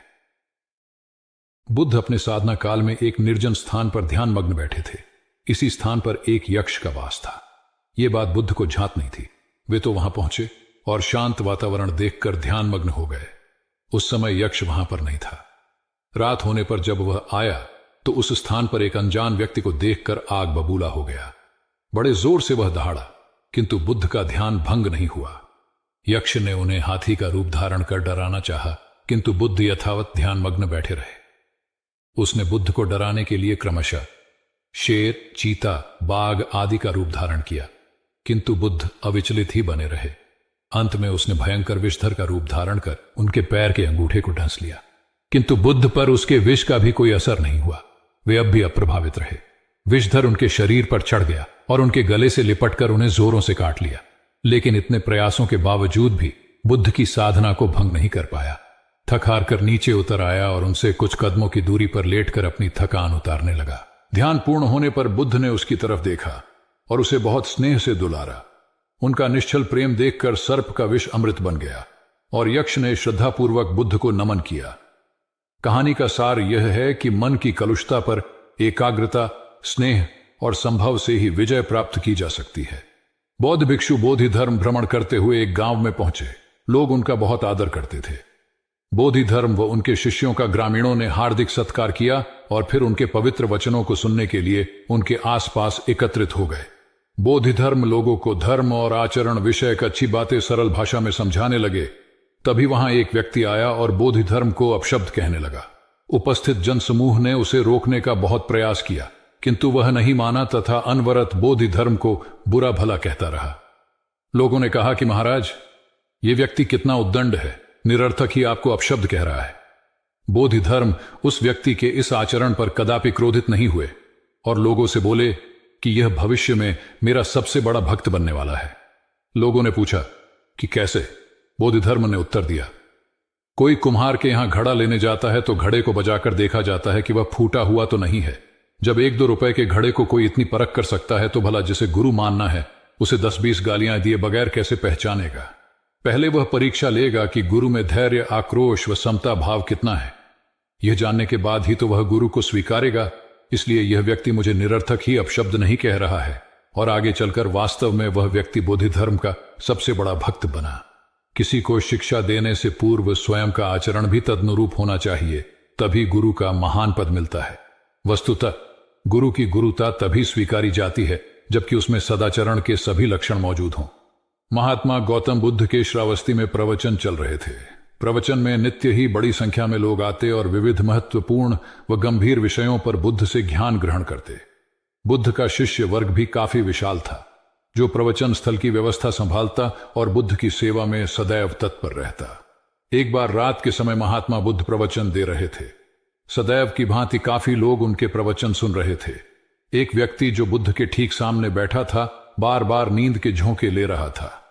बुद्ध थोड़ी देर तक तो प्रवचन देते रहे, फिर उससे बोले, वत्स, सो रहे हो? उस व्यक्ति ने हड़बड़ाकर कहा, नहीं महात्मा। बुद्ध ने पुनः प्रवचन प्रारंभ किए। वह व्यक्ति फिर ऊँघने लगा। महात्मा ने फिर वही प्रश्न दोहराया और उसने फिर अचकचाकर नहीं महात्मा कहा। ऐसा लगभग 8-10 बार हो गया। कुछ देर बाद बुद्ध ने उससे पूछा, वत्स, जीवित हो? हर बार की तरह इस बार भी उसने कहा, नहीं महात्मा। यह सुनकर उपस्थित श्रोताओं में हंसी की लहर दौड़ गई और वह व्यक्ति पूर्णतः चैतन्य हो गया। तब बुद्ध गंभीर होकर बोले, वत्स, निद्रा में तुम्हारे मुख से सही उत्तर मिल ही गया। जो निद्रा में है वह मृतक समान ही है। महात्मा बुद्ध का संकेत था कि गुरु से ज्ञान ग्रहण करते वक्त सजगता अत्यंत आवश्यक है। गाफिल रहने की स्थिति में ज्ञान की प्राप्ति पूर्ण नहीं होती और अधकचरा ज्ञान सदैव खतरनाक साबित होता है। कथा सिद्धार्थ के जीवन के उस दौर की है जब वे बुद्धत्व को प्राप्त नहीं हुए थे और निरंजना नदी के तटीय वनों में वृक्ष के नीचे ध्यान करते थे। सिद्धार्थ प्रतिदिन ध्यान करने के बाद पास के किसी गांव में चले जाते और भिक्षा मांगकर लौट आते। कुछ दिनों के बाद उन्होंने भिक्षाटन पर जाना बंद कर दिया, क्योंकि एक गांव के प्रधान की छोटी बेटी सुजाता उनके लिए नित्य भोजन लाने लगी।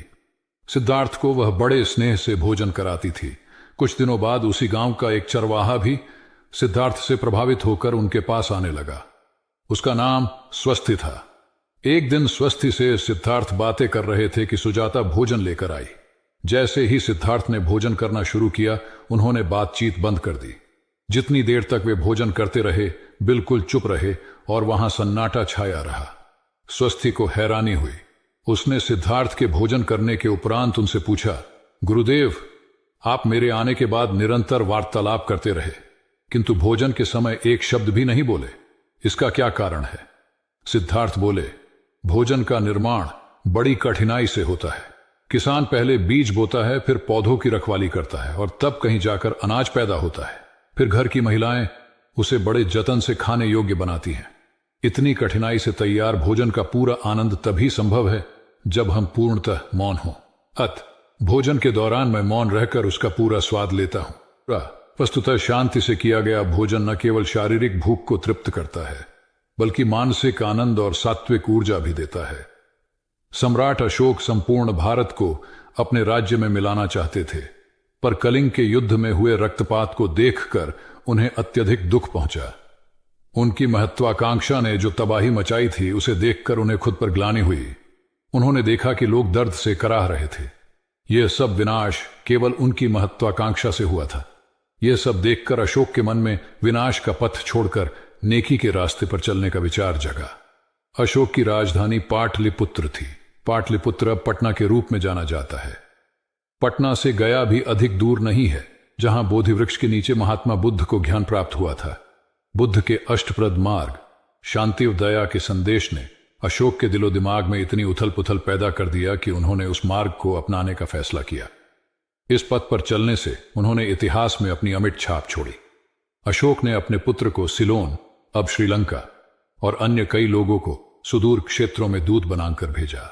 एक निर्दयी महत्वाकांक्षा एक ऐसे पवित्र उद्देश्य में बदल चुकी थी जिसमें कुछ अच्छा कर गुजरने की, करुणा और प्रेम के संदेश को चारों ओर फैलाने की इच्छा थी। करुणा केवल दया भावना मात्र नहीं है, यह आपके अंदर दूसरों की मदद करने की तीव्र इच्छा पैदा करती है। इसी भावना ने बुद्ध को भगवान और अशोक को महान बनाया। तथागत बुद्ध उन दिनों मगध प्रवास पर थे। साथ में शिष्यों का बड़ा समूह भी था। प्रतिदिन बुद्ध के प्रवचन होते, जिनका लाभ लेने के लिए बड़ी संख्या में लोग आते। इन लोगों में साधारण जन के साथ विशिष्ट हस्तियां भी शामिल रहती थीं। हालांकि बुद्ध सभी के प्रति समान रूप से प्रेम व आत्मीयता का व्यवहार रखते थे।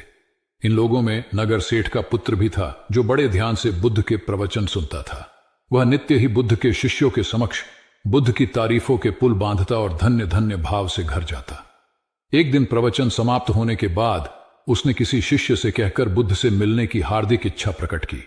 जब उसे बुद्ध के सामने ले जाया गया तो उसने उन्हें साष्टांग प्रणाम कर कहा, भगवान, आप जैसा तपस्वी और ज्ञानी व्यक्ति पहले न कभी हुआ था और न भविष्य में होगा। यह सुनते ही बुद्ध ने उसकी बात बीच में ही रोककर कहा, वत्स, क्या तुमने इतना अध्ययन कर लिया है कि अब तक कितने संत महापुरुष हुए हैं, और क्या भविष्य भी जान चुके हो कि आगे और कोई नहीं होगा? युवक लज्जित भाव से चुप खड़ा रहा, क्योंकि इस बात का उसके पास कोई जवाब नहीं था। बुद्ध ने अपनी बात समाप्त करते हुए उसे सीख दी, सदैव अपनी आंखें खुली रखो। जो जैसा है उसे वैसा ही महत्व दो, किसी से उसकी तुलना मत करो। कथा का सार यह है कि किसी भी क्षेत्र के अधिकारी विद्वान की स्वतंत्र रूप से प्रशंसा करना उचित है, किंतु सर्वश्रेष्ठ बताना अनुचित, क्योंकि श्रेष्ठता को व्यक्ति, समय व स्थान की सीमाओं में नहीं बांधा जा सकता। आनंद भगवान बुद्ध के प्रमुख व प्रिय शिष्य थे। उनके स्वभाव में उदारता, स्नेह व सहिष्णुता जैसे गुण शामिल थे। वे सभी के प्रति समान व्यवहार करते थे। उनकी दृष्टि में कोई छोटा या बड़ा नहीं था। एक बार आनंद कहीं जा रहे थे। रास्ते में उन्हें बड़े जोर की प्यास लगी। आसपास देखा तो निकट ही कुआं दिखाई दिया। वे वहां पहुंचे। कुएं से एक लड़की पानी भर रही थी। आनंद ने उसके पास जाकर कहा, बहन, मैं बड़ी दूर से आ रहा हूं, मुझे बहुत जोर से प्यास लगी है, कृपा कर पानी पिला दो। उनकी बात सुनते ही लड़की कांप उठी, क्योंकि वह अछूत जाति की थी। वह जानती थी कि किसी ऊंची जाति के व्यक्ति को पानी पिलाना उसके अधिकार क्षेत्र से बाहर है। वह निगाह नीची कर चुपचाप खड़ी रही। आनंद ने प्यास से व्याकुल होकर फिर कहा, बहन, तुमने सुना नहीं, प्यास के मारे मेरे प्राण निकले जा रहे हैं, मुझे पानी पिला दो। लड़की भयवश कुछ नहीं बोल पाई। जब आनंद ने बड़े स्नेह से उससे पानी न पिलाने का कारण पूछा तो वह बोली, मैं निम्न जाति की कन्या हूं, आपको पानी कैसे पिला सकती हूं? उसकी बात सुनकर आनंद ने कहा, बहन, मैंने तुमसे पानी मांगा है, जाति तो नहीं पूछी। आनंद की उदारता ने उस कन्या का भय दूर कर दिया और उन्हें पानी पिलाकर वह धन्य हो गई। कथा का सार यह है कि ईश्वर की दृष्टि सम होने के कारण उसने सभी मनुष्यों को समान शरीर, बुद्धि और भावना से नवाजा है। अपने सृष्टिकर्ता के विरुद्ध जाकर मानव मानव में भेद करना सर्वथा अनुचित है।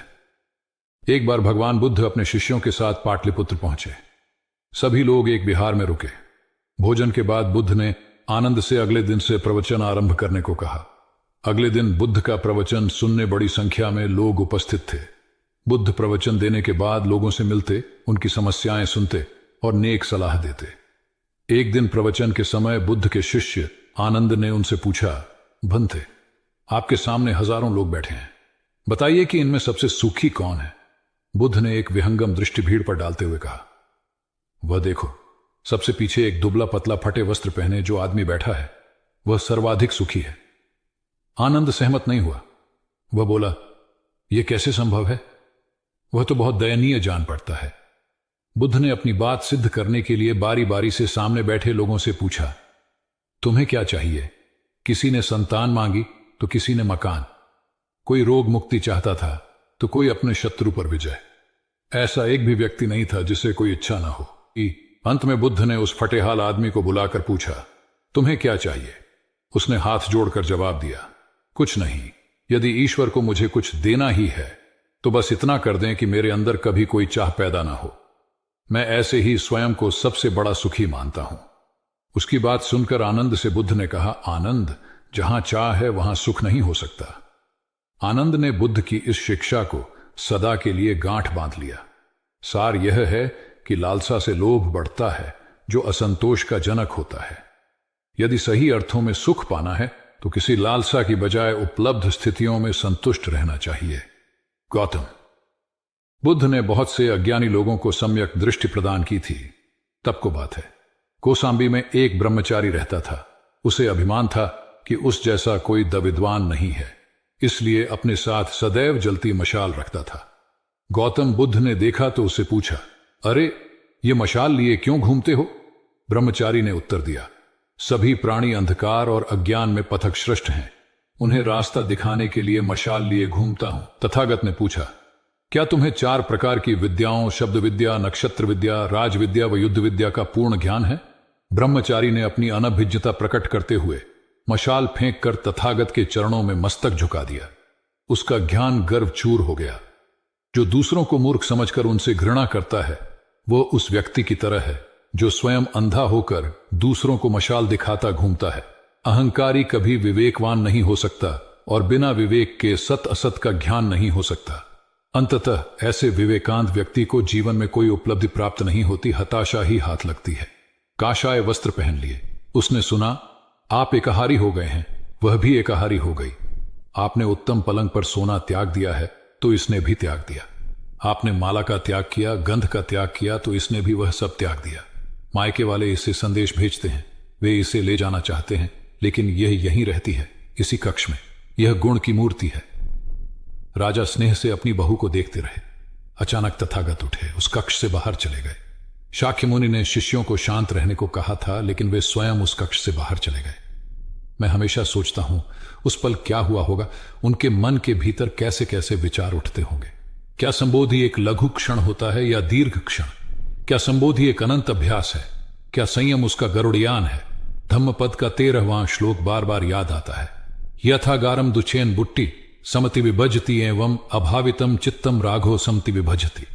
घर की छत मजबूत ना हो, सही तरह से उसे घास फूस से ढका ना गया हो, तो बरसात के दिनों में उसमें से पानी रिसता है, घर भर में फैल जाता है। उसी तरह ध्यान और एकाग्रता हमारे व्यक्तित्व की छत है। गौतम बुद्ध एक बार अपने शिष्यों के साथ प्रवास पर निकले। एक नगर से दूसरे नगर तक जाने की राह में वन पड़ता था। वन क्षेत्र में प्रवेश करने के साथ ही कुछ दूर चलने पर बुद्ध एक जगह रुक गए। पीछे आ रहे शिष्यों का समूह भी उन्हें देख उसी स्थान पर रुका, लेकिन वहां रुके रहना शिष्यों के लिए मुश्किल हो गया, क्योंकि सामने एक क्षत विक्षत शव पड़ा था और उसकी दुर्गंध वातावरण में फैल रही थी। शिष्यों ने अपने वस्त्र से नाक बंद कर ली, लेकिन बुद्ध शव की ओर टकटकी लगाए देखते रहे।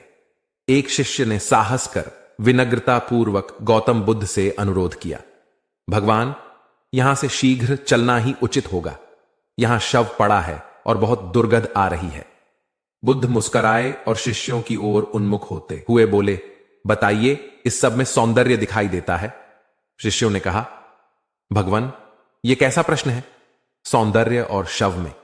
जीवन था तब तक सौंदर्य, अब तो सब समाप्त हो गया।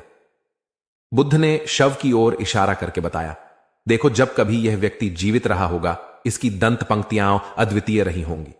मृत्यु के बाद भी इसके दंत देखकर यही साबित होता है। वहां खड़े सभी शिष्यों ने दृष्टि डाली तो पाया बुद्ध सही कह रहे थे। तब शिष्यों को भान हुआ कि शव में भी अच्छाई हो सकती है। दरअसल सौंदर्य निर्जीव में भी नजर आ सकता है। केवल शर्त यह है कि दृष्टि बुद्ध के समान बुराई में भी अच्छाई देखने वाली होनी चाहिए। गुलाब की एक शाखा में फूल की तुलना में कांटे ही अधिक होते हैं, पर हम फूल चुनते हैं, कांटे नहीं। ठीक इसी तरह किसी में 100 बुराइयां नहीं, अच्छाई देखनी चाहिए। प्राचीन सियालकोट में एक बार बौद्धों का बहुत बड़ा भिक्षु संघ आया।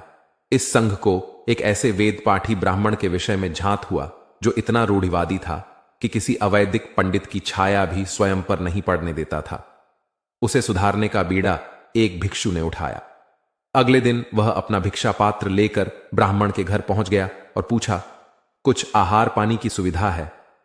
उसकी बात सुनकर घर के सभी लोग मौन रहे और उसकी ओर घृणा की दृष्टि से देखा। भिक्षु लौट आया। दूसरे दिन फिर गया और वही प्रश्न दोहराया। इस बार भी उसे चुप्पी और तिरस्कार का सामना करना पड़ा। वह पुनः लौट गया। एक दिन जब वह ब्राह्मण के घर पहुंचा तो ब्राह्मण वहां नहीं था। नित्य आने जाने से ब्राह्मणी का मन पसीज गया। वह बोली, मैं तो तुम्हें आहार पानी दे दूं, किंतु पंडित जी की नाराजगी के कारण विवश हूं। भिक्षु ने कहा, कोई बात नहीं बहन, मैं अपना काम करता हूं, तुम अपना काम करो। वापस लौटते हुए भिक्षु को ब्राह्मण मिल गया। उसने भिक्षु को खूब खरी खोटी सुनाई। तब भिक्षु ने कहा, इतने दिनों तक आपके घर से कुछ नहीं मिला, किंतु आज आपकी पत्नी ने नहीं दी है, अब किसी दिन हां भी मिल जाएगा। ब्राह्मण थोड़ा शांत हुआ और बोला, यह क्रम कब तक जारी रखोगे? भिक्षु ने उत्तर दिया, जब तक जीवित हूं। उसका धैर्य देख ब्राह्मण का अहंकार पिघल गया और उसने भिक्षु से क्षमा मांगी।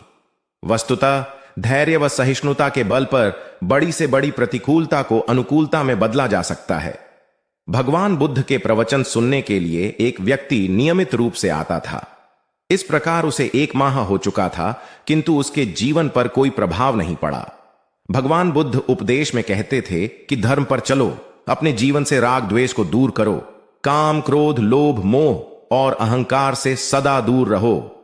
बुद्ध के उपदेशों से लोगों को बहुत शांति मिलती थी, किंतु उस व्यक्ति का मन अशांत रहता था।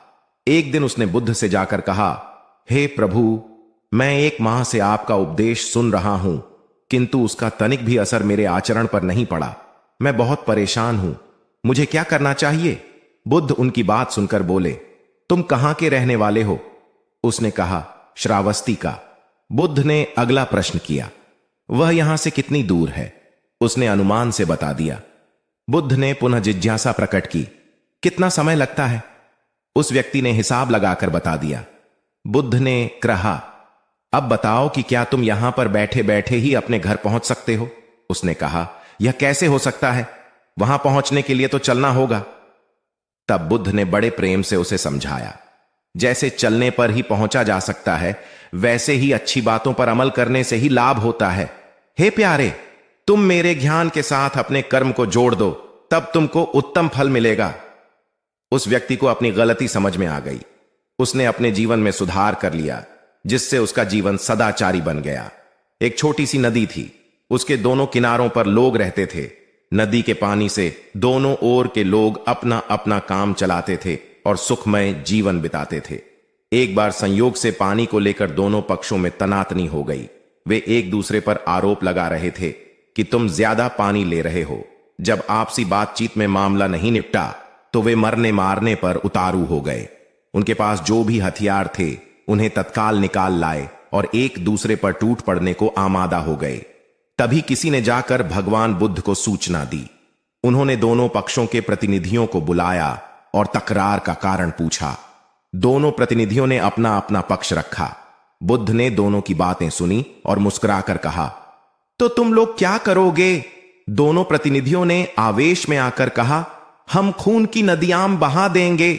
भगवान बुद्ध ने कहा, तो तुम्हें खून चाहिए? उन लोगों ने हतप्रभ होकर बुद्ध की ओर देखा, फिर बोले, नहीं, हमें पानी चाहिए। भगवान बुद्ध ने कहा, तो तुम्हें खून चाहिए? उन लोगों ने हतप्रभ होकर बुद्ध की ओर देखा, फिर बोले, नहीं, हमें पानी चाहिए। तब सहज भाव से बुद्ध ने कहा, खून बहाकर खून मिलेगा, पानी कैसे पाओगे? कुछ ठहर कर आगे बुद्ध बोले, याद रखो, हिंसा हिंसा को बढ़ाती है, बैर बैर को बढ़ाता है। नदी से ही सीख लो कि वह किसी से लड़ती नहीं, वह निश्चल भाव से अपने जल का सभी के लिए दान करती है। बुद्ध के शब्दों ने जादू जैसा काम किया और दोनों पक्षों की समस्या का सहज रूप से समाधान हो गया। दोनों पक्ष मिल बांटकर पानी का उपयोग करने लगे। कुल बुद्ध एक दिन वैशाली में प्रवचन दे रहे थे। विशाल जन समूह उन्हें अत्यंत शांति और तन्मयता से सुन रहा था। कहीं कोई शोर नहीं था, मात्र बुद्ध की वाणी गूंज रही थी। बुद्ध के शिष्यों के साथ उपस्थित लोग बुद्ध के अमृत वचनों का पान पूर्ण एकाग्रता से कर रहे थे। तभी उस शांत वातावरण में खलल उत्पन्न करती एक व्यक्ति की जोरदार आवाज आई, आज मुझे सभा में बैठने की अनुमति क्यों नहीं दी गई? बुद्ध उस व्यक्ति का चिल्लाना सुनकर भी मौन रहे। उस व्यक्ति ने पुनः चिल्लाकर यही प्रश्न पूछा। बुद्ध ने नेत्र बंद कर लिए। उनका एक शिष्य बोल उठा, भगवान, बाहर खड़े अपने इस शिष्य को अंदर आने की अनुमति दीजिए। बुद्ध ने नेत्र खोलकर कहा, नहीं, यह अस्पृश्य है। शिष्यगण बुद्ध के मुंह से अस्पृश्य शब्द सुनकर विस्मित हुए और उन्होंने पूछा, वह अस्पृश्य क्यों? कैसे? भगवान, आपके धर्म में तो जात पात का भेद नहीं है। बुद्ध बोले, आज यह क्रोध में आया है। क्रोध से जीवन की एकता भंग होती है। क्रोध ही मानसिक हिंसा करता है। किसी भी कारण से क्रोध करने वाला अस्पृश्य है। उसे कुछ देर तक स्मरण कर लेना चाहिए कि अहिंसा परम धर्म है। कथा का उपदेश यह है कि क्रोध एक असात्विक भाव है जो कर्ता और भोक्ता दोनों के लिए हानिकारक होता है। अथ इससे बचते हुए शांति से विचारने व कार्य करने की प्रवृत्ति अपनानी चाहिए। शांत मन और मस्तिष्क ही विवेकपूर्ण निर्णय लेने में सक्षम होते हैं। बौद्ध संघ के एक भिक्षु को कोई गंभीर रोग हो गया। उसकी हालत इतनी खराब हो गई कि वह चल फिर भी नहीं सकता था और मलमूत्र में लिपटा पड़ा रहता था।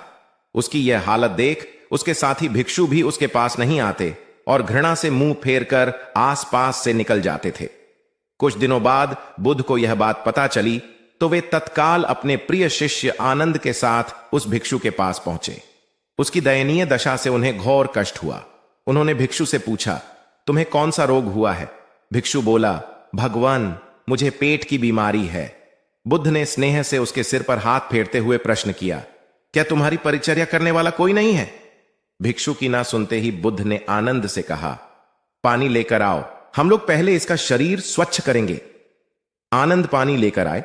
फिर बुद्ध ने भिक्षु के शरीर पर पानी डाला और आनंद ने उसके मल मूत्र को साफ किया।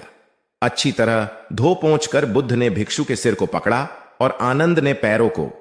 इस प्रकार उसे उठाकर चारपाई पर लिटा दिया। फिर बुद्ध ने सारे भिक्षुओं को एकत्रित कर उन्हें समझाया, भिक्षुओं, तुम्हारे माता नहीं, पिता नहीं, भाई नहीं, बहन नहीं जो तुम्हारी सेवा करेंगे। यदि तुम परस्पर एक दूसरे की सेवा और देखभाल नहीं करोगे तो फिर कौन करेगा? याद रखो, जो रोगी की सेवा करता है वह ईश्वर की सेवा करता है। दीनहीन के प्रति करुणा व सेवा का भाव इस जगत को बुद्ध का सबसे बड़ा संदेश है, जो प्रत्येक देश, काल, परिस्थिति में प्रासंगिक है। गौतम सिद्धार्थ बुद्धत्व प्राप्त करके महात्मा बुद्ध बन गए। सत्य, अहिंसा और दया की मूर्ति बुद्ध अपने शिष्यों के साथ एक गांव में पहुंचे। कुछ अज्ञानी लोग उनके विरोधी थे। वे बुद्ध को अपशब्द कहने लगे। बुद्ध के शिष्यों को बहुत बुरा लगा, मगर बुद्ध ने उन्हें समझाया, ये लोग तो केवल अपशब्द ही कह रहे हैं। अगर ये पत्थर भी मार रहे होते तो भी मैं कहता कि मारने दो। मैं जानता हूं कि ये लोग कुछ कहना चाहते हैं, लेकिन क्रोध के मारे वह कह नहीं पा रहे हैं। 10 साल पहले यदि यही लोग मुझे गाली देते तो मैं इन्हें भी गाली देता, लेकिन अब तो लेन देन से मुक्ति मिल चुकी है। क्रोध से अपशब्द निकलते हैं। यहां तो क्रोध भवन कब का ढह चुका है। अपशब्द कहने वाले बड़ी मुश्किल में पड़ गए। तभी बुद्ध ने अपने शिष्यों से पूछा, इस गांव में कुछ लोग अपशब्द कह रहे हैं, इन्हें बताओ कि वहां के लोग फल और मिठाइयां यहां लेकर आए थे। बुद्ध ने पूछा, फिर मैंने क्या किया था? शिष्यों ने बताया, आपने सारे फल और मिठाइयां यह कहकर वापस कर दी कि अब लेने वाला विदा हो चुका है, इन्हें वापस ले जाओ। आपने कहा था कि 10 साल पहले आते तो मैं सारे उपहार ले लेता। बुद्ध ने पूछा, फिर उन लोगों ने मिठाइयों का क्या किया होगा? शिष्यों ने बताया, गांव में बांट दी होगी। बुद्ध बोले, उन लोगों ने मिठाइयां गांव में बांट दी, लेकिन मैं उन लोगों से कहूंगा कि अपशब्द में न बांटें। बुद्ध फिर बोले, ये लोग अपशब्दों के थाल सजाकर लाए हैं, लेकिन ये गलत आदमी के पास आ गए हैं। ये मुझसे क्रोध नहीं करवा सकते। ठीक खूंटी की तरह जो किसी को नहीं टांगती, लोग उस पर वस्त्र टांग देते हैं। एक बार जैतवन के सभी ग्रामवासी भगवान बुद्ध के दर्शन करने और उपदेश सुनने के लिए एकत्र हुए। उस समय महाकश्यप, मौदगल्यायन, सारिपुत्र, चुंद और देवदत्त जैसे प्रबुद्ध जन बुद्ध के साथ धर्म विषय गंभीर चर्चा में तन्मय थे। ग्रामवासी थोड़ा ठिठक कर खड़े हो गए, क्योंकि इतने ज्ञानी जनों के बीच उन सभी को असहज सा महसूस हो रहा था। कुछ देर बाद बुद्ध की दृष्टि इन ग्रामवासियों पर पड़ी। उन्होंने तुरंत धर्म चर्चा रोक दी। प्रबुद्ध जन बुद्ध के इस व्यवहार पर चकित हो उठे और प्रश्नात्मक दृष्टि से उनको और देखा। बुद्ध अनाथ पिंडक नामक जिज्ञासु से बोले, भद्र, उठो, सामने ब्राह्मण मंडली खड़ी है, उन्हें आसन दो और आतिथ्य की सामग्री ले आओ।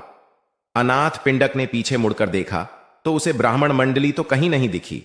मैले कुचैले या फटे वस्त्रों में खड़े ग्रामवासियों का झुंड दिखाई दिया। पिंडक ने शक्ति स्वर में कहा, देव, उन लोगों में एक भी ब्राह्मण नहीं है। ये सभी तो निम्न जाति के हैं, कई तो इनमें शूद्र हैं। बुद्ध गंभीर होकर बोले, पिंडक, जो व्यक्ति सदा श्रद्धावान है वह ब्राह्मण ही है। ये लोग प्रयोजन के लिए भावयुक्त होकर आए हैं, इसलिए इस समय तो ये ब्राह्मण ही हैं। अत तुम इनका समुचित सत्कार करो। कथा का इंगित यह है कि व्यक्ति जन्म से नहीं, कर्म से ब्राह्मण होता है। जो सद्गुणी हो और सत्कर्मी हो वे शूद्र जाति में जन्मने के बावजूद ब्राह्मण हैं तथा उसी रूप में उनका आदर किया जाना चाहिए। यदि जीवन का संतुलन बिगड़ा और थकान आई तो समझ लीजिए कि बीमारी आई, और यदि वापस ऊर्जा अर्जित करने के लिए विश्राम किया जा रहा है तो ऐसी थकान वरदान भी साबित हो सकती है। इन दिनों जिस तरह की हमारी जीवन शैली है, इसमें असंतुलन बहुत अधिक है। सुबह उठने से लेकर रात को सोने तक शरीर की कुछ नियमित क्रियाएं हैं, आदमी उसे भूल गया है। गौतम बुद्ध बहुत काम करते पर कभी थकते नहीं थे। आज भी कई साधु संत उतना ही परिश्रम कर रहे हैं जितना एक कॉर्पोरेट जगत का सफल व्यक्ति करता है, और जब वे रात को सोते हैं तो पूरी बेफिक्री के साथ। बुद्ध से उनके शिष्यों ने एक बार पूछा था, आप थकते नहीं? बुद्ध का उत्तर था, जब मैं कुछ करता ही नहीं तो थकूंगा कैसे? बात सुनने में अजीब लगती है लेकिन है बड़ी गहरी। अध्यात्म ने इसे साक्षी भाव कहा है। स्वयं को करते हुए देखना, यह वह स्थिति होती है जब तन सक्रिय और मन विश्राम की मुद्रा में होता है। आज ज्यादातर लोग असमय, अकारण थक जाते हैं, जिसका एक बड़ा कारण असंतुलित जीवन है। एक होता है थकान को महसूस करना और दूसरा है स्वाभाविक थकान। जिस समय आपकी रुचियों, इच्छाओं और मूल स्वभाव में धीमापन आने लगे, अकारण चिड़चिड़ाहट हो जाए, समझ लें कि यह थकान बीमारी है। इसलिए प्रतिदिन योग, प्राणायाम और ध्यान करें। ये क्रियाएं अपने आप में एक विश्राम है। करने वाला कोई और है, हम तो महज उसके हाथों की कठपुतली हैं। महात्मा बुद्ध का उपदेश। दाता दाता चले गए, रह गए अब कंजूस। दान मान समझे नहीं, लड़ने को तजबूत। एक बार प्रदेश में अकाल पड़ा। यह देखकर गौतम बुद्ध को बड़ा दुख हुआ। उन्होंने लोगों से कहा कि बहुत से लोग अन्न और वस्त्र के लिए तरस रहे हैं। उनकी सहायता करना हर मनुष्य का धर्म है। आप लोगों से जो कुछ बने वह दान करें। बुद्ध का उपदेश सुनकर सब लोग बिना दिए अपने अपने घर चले गए। एक गरीब व्यक्ति बैठा ही रहा। उसने सोचा कि मेरे पास तो ये वस्त्र हैं, अगर मैं इन्हें उतार कर दे दूंगा तो नंगा हो जाऊंगा। उसने फिर से सोचा कि मनुष्य बिना वस्त्र के पैदा होता है और बिना वस्त्र के ही चला जाता है। न जाने कितने साधु सन्यासी बिना वस्त्र के रहते हैं, फिर मैं बिना वस्त्र के क्यों नहीं रह सकता। उसने अपने वस्त्र उतार कर बुद्ध को दे दिए। भगवान बुद्ध ने उसे आशीर्वाद दिया। वह प्रसन्न होकर घर की ओर चल पड़ा। वह खुशी से चिल्लाकर कह रहा था, मैंने अपने आधे मन को जीत लिया है। तभी सामने से राजा की सवारी आ रही थी। उस गरीब की बात सुनकर राजा ने उसे अपने पास बुलाया और पूछा कि तुमने आधे मन को कैसे जीता है? उस गरीब ने कहा कि भगवान बुद्ध दुखियों के लिए दान मांग रहे थे। यह सुनकर मैंने अपने वस्त्र उतार दिए। पहले तो मेरे मन ने इनकार किया, फिर मैंने उसे समझाया कि मनुष्य बिना वस्त्र के पैदा होता है और मृत्यु होने पर साथ में कुछ भी नहीं जाता। राजा उसकी बात से बड़ा प्रसन्न हुआ। उसने मोतियों का हार और कीमती वस्त्र उसे दिए। उसने वह सब ले जाकर भगवान बुद्ध के चरणों में रख दिए। बुद्ध ने उसे हृदय से लगाते हुए कहा, जो दूसरों के लिए अपना सब कुछ दे देता है उसकी बराबरी कोई नहीं कर सकता। बुद्ध ने बालक को समझाया। गौतम बुद्ध ने समझाया ज्ञानी आदमी कैसे अपने ऊपर शासन करना जानता है। एक लड़का बहुत चतुर था। उसने बहुत सी कलाएं सीखी। उसे तीर चलाना आ गया। वह नाव खेने लगा और बढ़िया से बढ़िया मकान बनाना सीख गया। उसके बाद वह घर लौटा। बड़े घमंड से वह लोगों से कहता, इस दुनिया में मेरे मुकाबले का कोई नहीं है, मैं सब कुछ जानता हूं। गौतम बुद्ध ने यह देखा तो सोचा, इसे शिक्षा देनी चाहिए। उन्होंने एक बूढ़े का रूप बनाया और हाथ में भिक्षा पात्र लेकर उसके पास गए। लड़के ने पूछा, तुम कौन हो? बुद्ध ने कहा, मैं अपने मन को वश में रखने वाला एक आदमी हूं। उनकी बात लड़के को समझ में नहीं आई। उसने कहा, आपका मतलब? बुद्ध बोले, कोई आदमी तीर चलाना जानता है, कोई नाव खेना जानता है, कोई घर बनाना जानता है, लेकिन ज्ञानी आदमी अपने ऊपर शासन करना जानता है। लड़का बुद्ध के इतने कहने पर भी कुछ न समझ सका। उनसे फिर पूछा, अपने ऊपर शासन करना क्या होता है? बुद्ध ने कहा, अगर कोई उसकी प्रशंसा करे तो वह खुशी से नहीं फूलता, निंदा करे तो दुखी नहीं होता। इस तरह उसका मन उसके वश में रहता है। ऐसा आदमी किसी चीज या हुनर का अभिमान नहीं करता। बुद्ध की बात का उस लड़के पर ऐसा असर हुआ कि उस दिन से उसने डींग हाँकना बंद कर दिया। बुद्ध का शिष्य। महाभारत में बताया गया है कि भीष्म पितामह को इच्छा मृत्यु का वरदान प्राप्त था, अर्थात वे स्वयं जब तक मृत्यु का आह्वान न करें, काल उनके पास भी नहीं भटक सकता था। इसी तरह अमरता को लेकर अनेक कथाएं प्रचलित हैं। महात्मा बुद्ध अपने शिष्यों के साथ भिक्षाटन पर जा रहे थे। रास्ते में शिष्यों ने एक पौधे की तरफ इशारा करते हुए पूछा, भंते, इस पौधे की उम्र क्या है? बुद्ध ने बताया कि यह अमर वृक्ष है, इसकी उम्र अंतहीन है। तभी एक शिष्य ने उस वृक्ष को जड़ से उखाड़ फेंक दिया और बुद्ध से बोला, गुरुवर, मैंने उसे एक ही पल में उखाड़कर समाप्त कर दिया। बुद्ध मुस्कुराए और निश्शब्द आगे बढ़ गए। महीनों बाद जब चातुर्मास बिताकर वे उसी रास्ते से लौटे तो सभी ने उस पौधे को वापस हरा भरा देखा। वृक्ष को उखाड़ने वाले शिष्य ने पूछा, तथागत, आपको इस पौधे की अनश्वरता का कैसे पता चला? बुद्ध ने उत्तर दिया, मैं इस नन्हे से पौधे की अनंत जिजीविषा को जानता था। यह जीवन और अमरता की पहली शर्त है। जिसमें यह भावना है वही जीवन को दीर्घ बना सकता है। बुद्ध की सहनशीलता। गौतम बुद्ध सत्य, अहिंसा और सहिष्णुता की प्रतिमूर्ति थे। इन्हीं सद्गुणों का उपदेश वे घूम घूम कर देते और लोगों से इन्हें अपनाने का आग्रह करते। एक दिन वे किसी गांव में पहुंचे। वहां कुछ ऐसे अज्ञानी लोग थे जो बुद्ध के विरोधी थे। वे बुद्ध को अपशब्द कहने लगे। ये देखकर बुद्ध के शिष्यों को बहुत बुरा लगा। उन्होंने बुद्ध से इसका विरोध करने का आग्रह किया तो बुद्ध ने उन्हें समझाया कि ये लोग तो अपशब्द ही कह रहे हैं। यदि ये पत्थर भी मार रहे होते तो भी मैं कहता कि मारने दो। मैं जानता हूं कि ये कुछ कहना चाहते हैं लेकिन क्रोध के कारण कह नहीं पा रहे। 10 साल पूर्व यदि ये ही लोग मुझे गाली देते तो मैं भी इन्हें गाली देता, किंतु अब तो लेन देन से मुक्ति मिल गई है। क्रोध से अपशब्द निकलते हैं। यहां तो क्रोध भवन कब का ढह चुका है। बुद्ध के विचार सुनकर अपशब्द कहने वाले हैरान रह गए। बुद्ध ने आगे अपने शिष्यों से कहा, इन लोगों को बताओ कि पिछले गांव में क्या हुआ था। शिष्यों ने बताया, वहां के लोग फल व मिठाइयां लेकर आए थे और आपने यह कहकर वे चीजें लौटा दी कि अब लेने वाला विदा हो चुका है। 10 साल पहले आते तो मैं ये सभी उपहार ले लेता। बुद्ध बोले, उन लोगों ने मिठाइयां गांव में बांट दी, लेकिन आप ये अपशब्द गांव में न बांटे। आप मुझे क्रोध नहीं दिला सकते। ठीक उस खूंटी की तरह जो किसी को नहीं टांगती, लोग उस पर वस्त्र अवश्य टांग देते हैं। कथा का सार यह है कि साक्षी भाव सच्चे संत की पहचान है। जो अच्छे बुरे, लाभ हानि, अंपना पराया के संकीर्ण भाव से मुक्त हो जाता है, उसे ही संतत्व की प्राप्ति होती है। मगध राज्य का राजकुमार श्रोण बेहद उद्दंड था। उसको दूसरों के अपमान में आनंद की अनुभूति होती थी। दूसरों को अपमानित करने में वह उम्र का ख्याल भी नहीं करता था। जब माता पिता उसकी हरकतों से बहुत परेशान हो गए तो उन्होंने अपने महल में भगवान बुद्ध को आमंत्रित किया। बुद्ध जब महल में आए तो उन्होंने राजकुमार के विषय में सभी बातें सुनी। उन्होंने राजा से राजकुमार को प्रवचन में लाने के लिए कहा। श्रोण अपने पिता के साथ आया और प्रवचन की समाप्ति पर वह बुद्ध के चरणों में लौट गया। बुद्ध के वचनों से प्रभावित होकर वह बौद्ध धर्म में दीक्षित हो गया। उसका जीवन पूर्णतः बदल गया। कुछ समय बाद उसने प्रायश्चित्त करने के लिए अन्न जल का त्याग कर दिया। उसके इस कठोर प्रण के विषय में जब भगवान बुद्ध को झांत हुआ तो वे उसे देखने आए। उन्होंने स्नेहपूर्वक उसके मस्तक पर हाथ रखा और बोले, श्रोण, अन्न जल के त्याग के चलते तुम्हारा स्वास्थ्य गिरता जा रहा है। तुम संगीत के जानकार हो, अत उससे जुड़े मेरे एक प्रश्न का उत्तर दो। क्या वीणा के तार ढीले करने पर उससे स्वर लहरी फूटती है? श्रोण ने जवाब दिया, नहीं भगवानु। बुद्ध ने पुनः प्रश्न किया, तब तो तारों को खूब कसना पड़ता होगा?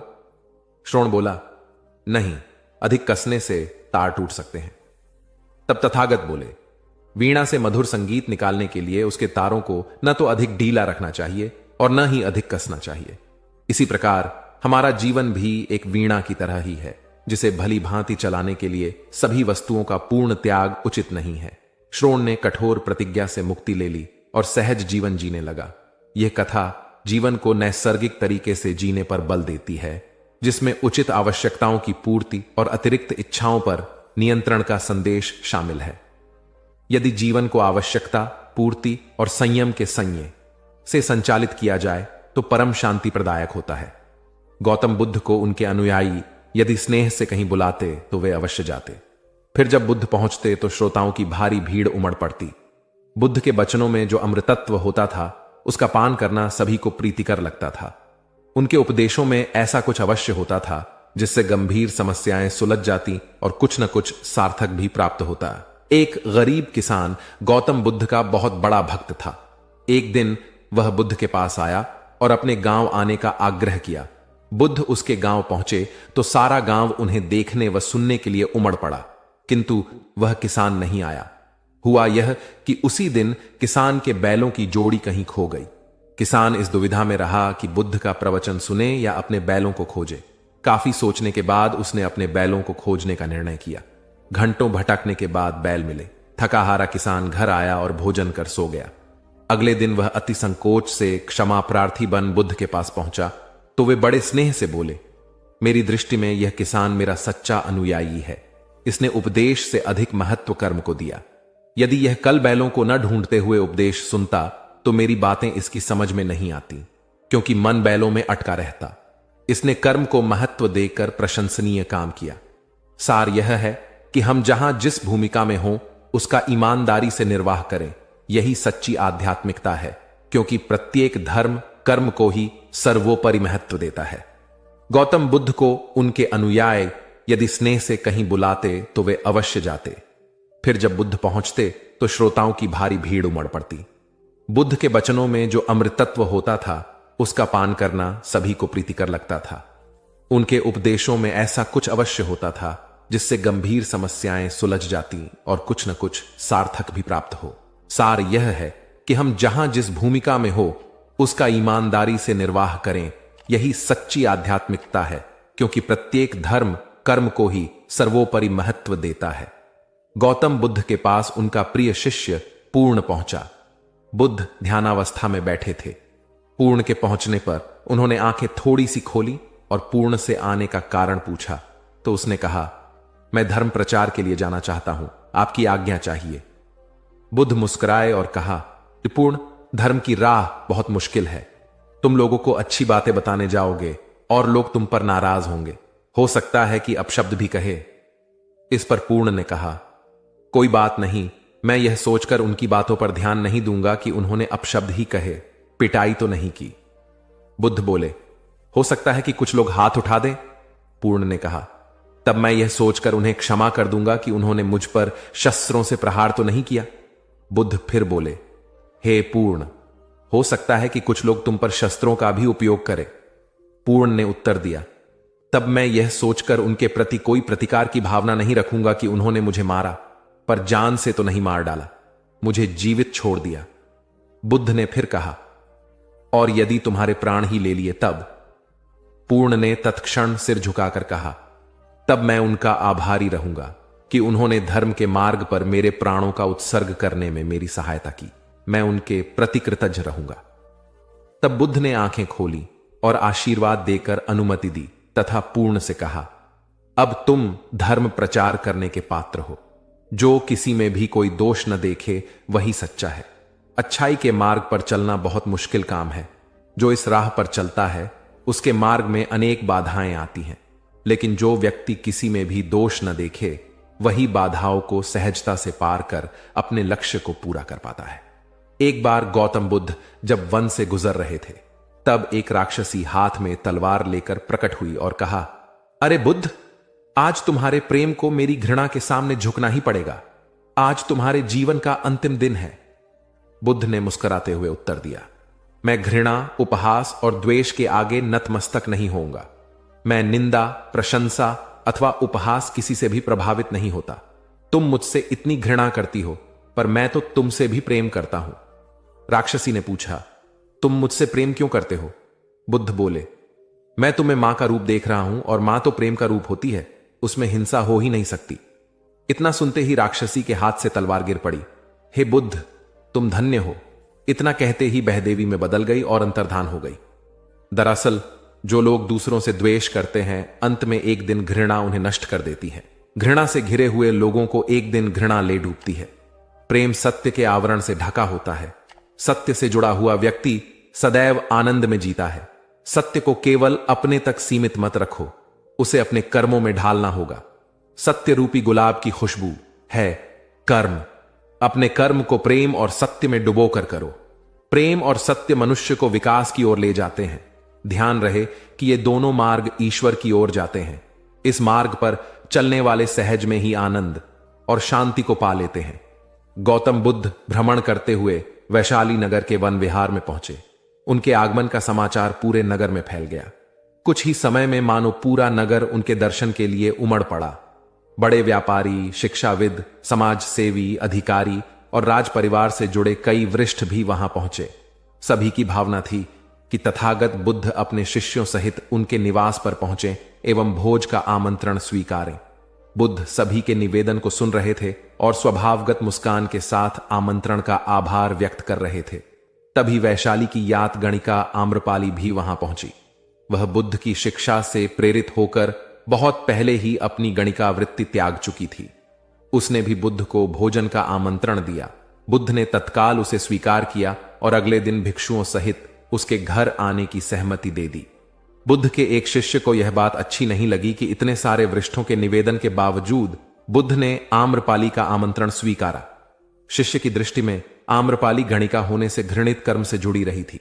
जब सभी लोग चले गए तब शिष्य ने पूछा, भगवान, इतने लोगों ने आपको न्योता दिया, फिर आपने आम्रपाली का ही आमंत्रण क्यों स्वीकारा? बुद्ध ने कहा, माना वह गणिका थी, लेकिन पश्चाताप की अग्नि में तपकर वह निर्मल हो चुकी है। यदि कोई व्यक्ति इस निर्मलता को प्राप्त कर ले तो वह उनसे भी श्रेष्ठ हो जाता है जो ऐसे किसी घृणित कर्म में लीन न रहे हों। ऐसे व्यक्ति का आमंत्रण स्वीकारने में संकोच नहीं होना चाहिए। कोई व्यक्ति जब तक बुरे कामों में संलग्न रहता है तब तक उससे दूरी रहे तो ठीक है, लेकिन जो बुरे कामों को छोड़ दे उसे स्वीकार करने में संकोच नहीं करना चाहिए। इससे उसकी अच्छाई की ओर बढ़ने की भावना को बल मिलता है। गौ बुद्ध के जीवन की एक घटना है। उन्होंने नियम बना रखा था कि वे अपने संघ में स्त्रियों को स्थान नहीं देंगे। स्त्रियों के लिए भिक्षु होने की दीक्षा उन्होंने वर्जित कर रखी थी। एक समय गौतम बुद्ध एक गांव में ठहरे हुए थे। वहां महाप्रजापति गौतमी उनके पास पहुंची। उन्होंने बुद्ध से कहा, आप स्त्रियों को भी दीक्षा दें, किंतु बुद्ध ने अस्वीकार कर दिया। अनेक स्त्रियां इकट्ठी हुई और उन्होंने विचार किया कि कैसे गौतम बुद्ध से स्वीकृति प्राप्त की जाए। स्त्रियों ने निर्णय लिया कि स्वयं सेविकाएं बनकर गौतम बुद्ध के समक्ष पहुंचा जाए। गौतमी ने अपने बाल काटे, भिक्षु के वस्त्र पहने और अनेक स्त्रियों के साथ बुद्ध के सामने पहुंच गई। उनकी यह मांग थी कि स्त्रियों को भी दीक्षा दी जाए। बुद्ध ने उनकी बात को स्वीकार नहीं किया। स्त्रियां निराश हुई। जब बुद्ध के एक शिष्य आनंद ने स्त्रियों को देखा, उनके पांव सूजे हुए थे, उन पर धूल चढ़ी हुई थी, उनकी आंखों से आंसू बह रहे थे। उन्होंने पूछा, क्या बात है? स्त्रियों ने कहा, बुद्ध उनके धर्म और नियम के अनुसार हमें भिक्षु होने की दीक्षा नहीं दे रहे हैं। जब आनंद ने व्यक्तिगत रूप से बुद्ध से निवेदन किया, बुद्ध को उन्होंने याद दिलाया, इस समय यह सामाजिक मान्यता है कि स्त्रियां मोक्ष की अधिकारी नहीं हैं, पुरुषों के मुकाबले निम्न हैं। तो क्या आप भी यह मानते हैं और इसलिए उन्हें दीक्षित नहीं कर रहे हैं? बुद्ध का उत्तर था, मुझे गलत न समझा जाए। मेरी मान्यता है कि पुरुष की तरह ही स्त्री भी निर्वाण प्राप्त कर सकती है, लेकिन मैं कुछ व्यावहारिक कारणों से स्त्रियों को संघ में शामिल करने और दीक्षा देने की स्वीकृति प्रदान नहीं कर रहा हूं। आनंद का उत्तर था, सिद्धांत और व्यवहार में परिवर्तन करना चाहिए। बुद्ध को बात जच गई और उन्होंने यह घोषणा की, जो स्त्रियां भिक्षु होना चाहेंगी उन्हें कुछ नियमों का पालन करना होगा। स्त्रियों ने स्वीकार किया और तब से स्त्रियां भी बौद्ध बनने लगीं।